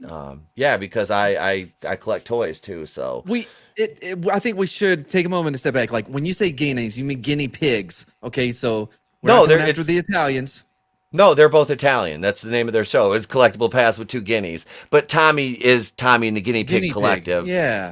But they are both Italian, and that's what their show name is. So relax. It's I'm okay. just saying, we got it like, covered. There's limits. You know, Mama Susan, she comes down with that hand. It's also my stream where you can't. So say whatever the fuck you get out of your. I mean, start going after the Italians. Who knows what's gonna happen? Italians can't say anything about that. I mean, they'll just come and probably stab you. Come and get. It's me. You done made fun of me on your stream. That bad, right? Dude, Vinny does that. Trey will usually wake up at like about 9 o'clock, and he'll come on one of the Monday night show, and Vinny's on, and Vinny always says that he does the Mario voice. He's like, "It's a me, a Vinny," and Trey's like, "It's a me, a Mario." Justin Proper coming in hot. End goal of 2022. Do stand up for the first time. You can do it, bro. I believe in you. Oh, dude, you can do that. You can do it. If you want, when you come out, we'll just drag you over to Flappers and we'll do an open mic. If you need me to help you write, like I have written before. No, I'm not gonna do it here. But I do have some of my bits that I wrote for a local guy, black guy named Paris. I just write my bits and then do them on stage by myself. Yeah. Like an adult. He was funny, but he had problems structuring his jokes to where it would come out. So I was helping him with that. But yeah, cool. I'm gonna have to censor out all the N words that we used. You'll have to take not gonna work for episodes Proper. down. But yeah, I fun fact. Yeah, no, I do. I used to have a long-standing. I hosted an open mic night at Flappers. But haven't since the pandemic. So yeah. Actually, I have the goal to get back up on stage this year doing that too. I have a goal to get an album out this year. If you guys want to hear my music, you can check it out on 17 Live. Patreon, my White Rabbit cover is up on Patreon right now. That's very impressive. I got to hear it. You did. One of the very few people in the world so far who has. So thank you. Yeah, that's right. But I'm working on the music video, so hopefully that'll be live public for everybody a little later this week. Yeah, Words, Things, 17 Live. It's a wonderful place to be. This Friday, 5 p.m. Pacific, we're doing Comfy Bitches. That's me and my friend Hadass. You met Hadass, too. She was the one who was who briefly popped in the beginning of right with me. My third voice. Yes. We will be floofed up on this very couch watching Dirty Dancing and being comfy and being bitches. That's happening on Friday. But yeah, come 17 Live. It's all happening over there. Everything's really awesome. LFL represent Team Salmon. Come show your love, show your support, send your LFL plays. Go check out the app. Get a good feel for it. Take a look around because who knows? You might see a lot more of your people streaming over there in the future. And that's it. So, guys, as the French would say, noble goblin. And got it first out. Fuse, buse, suse,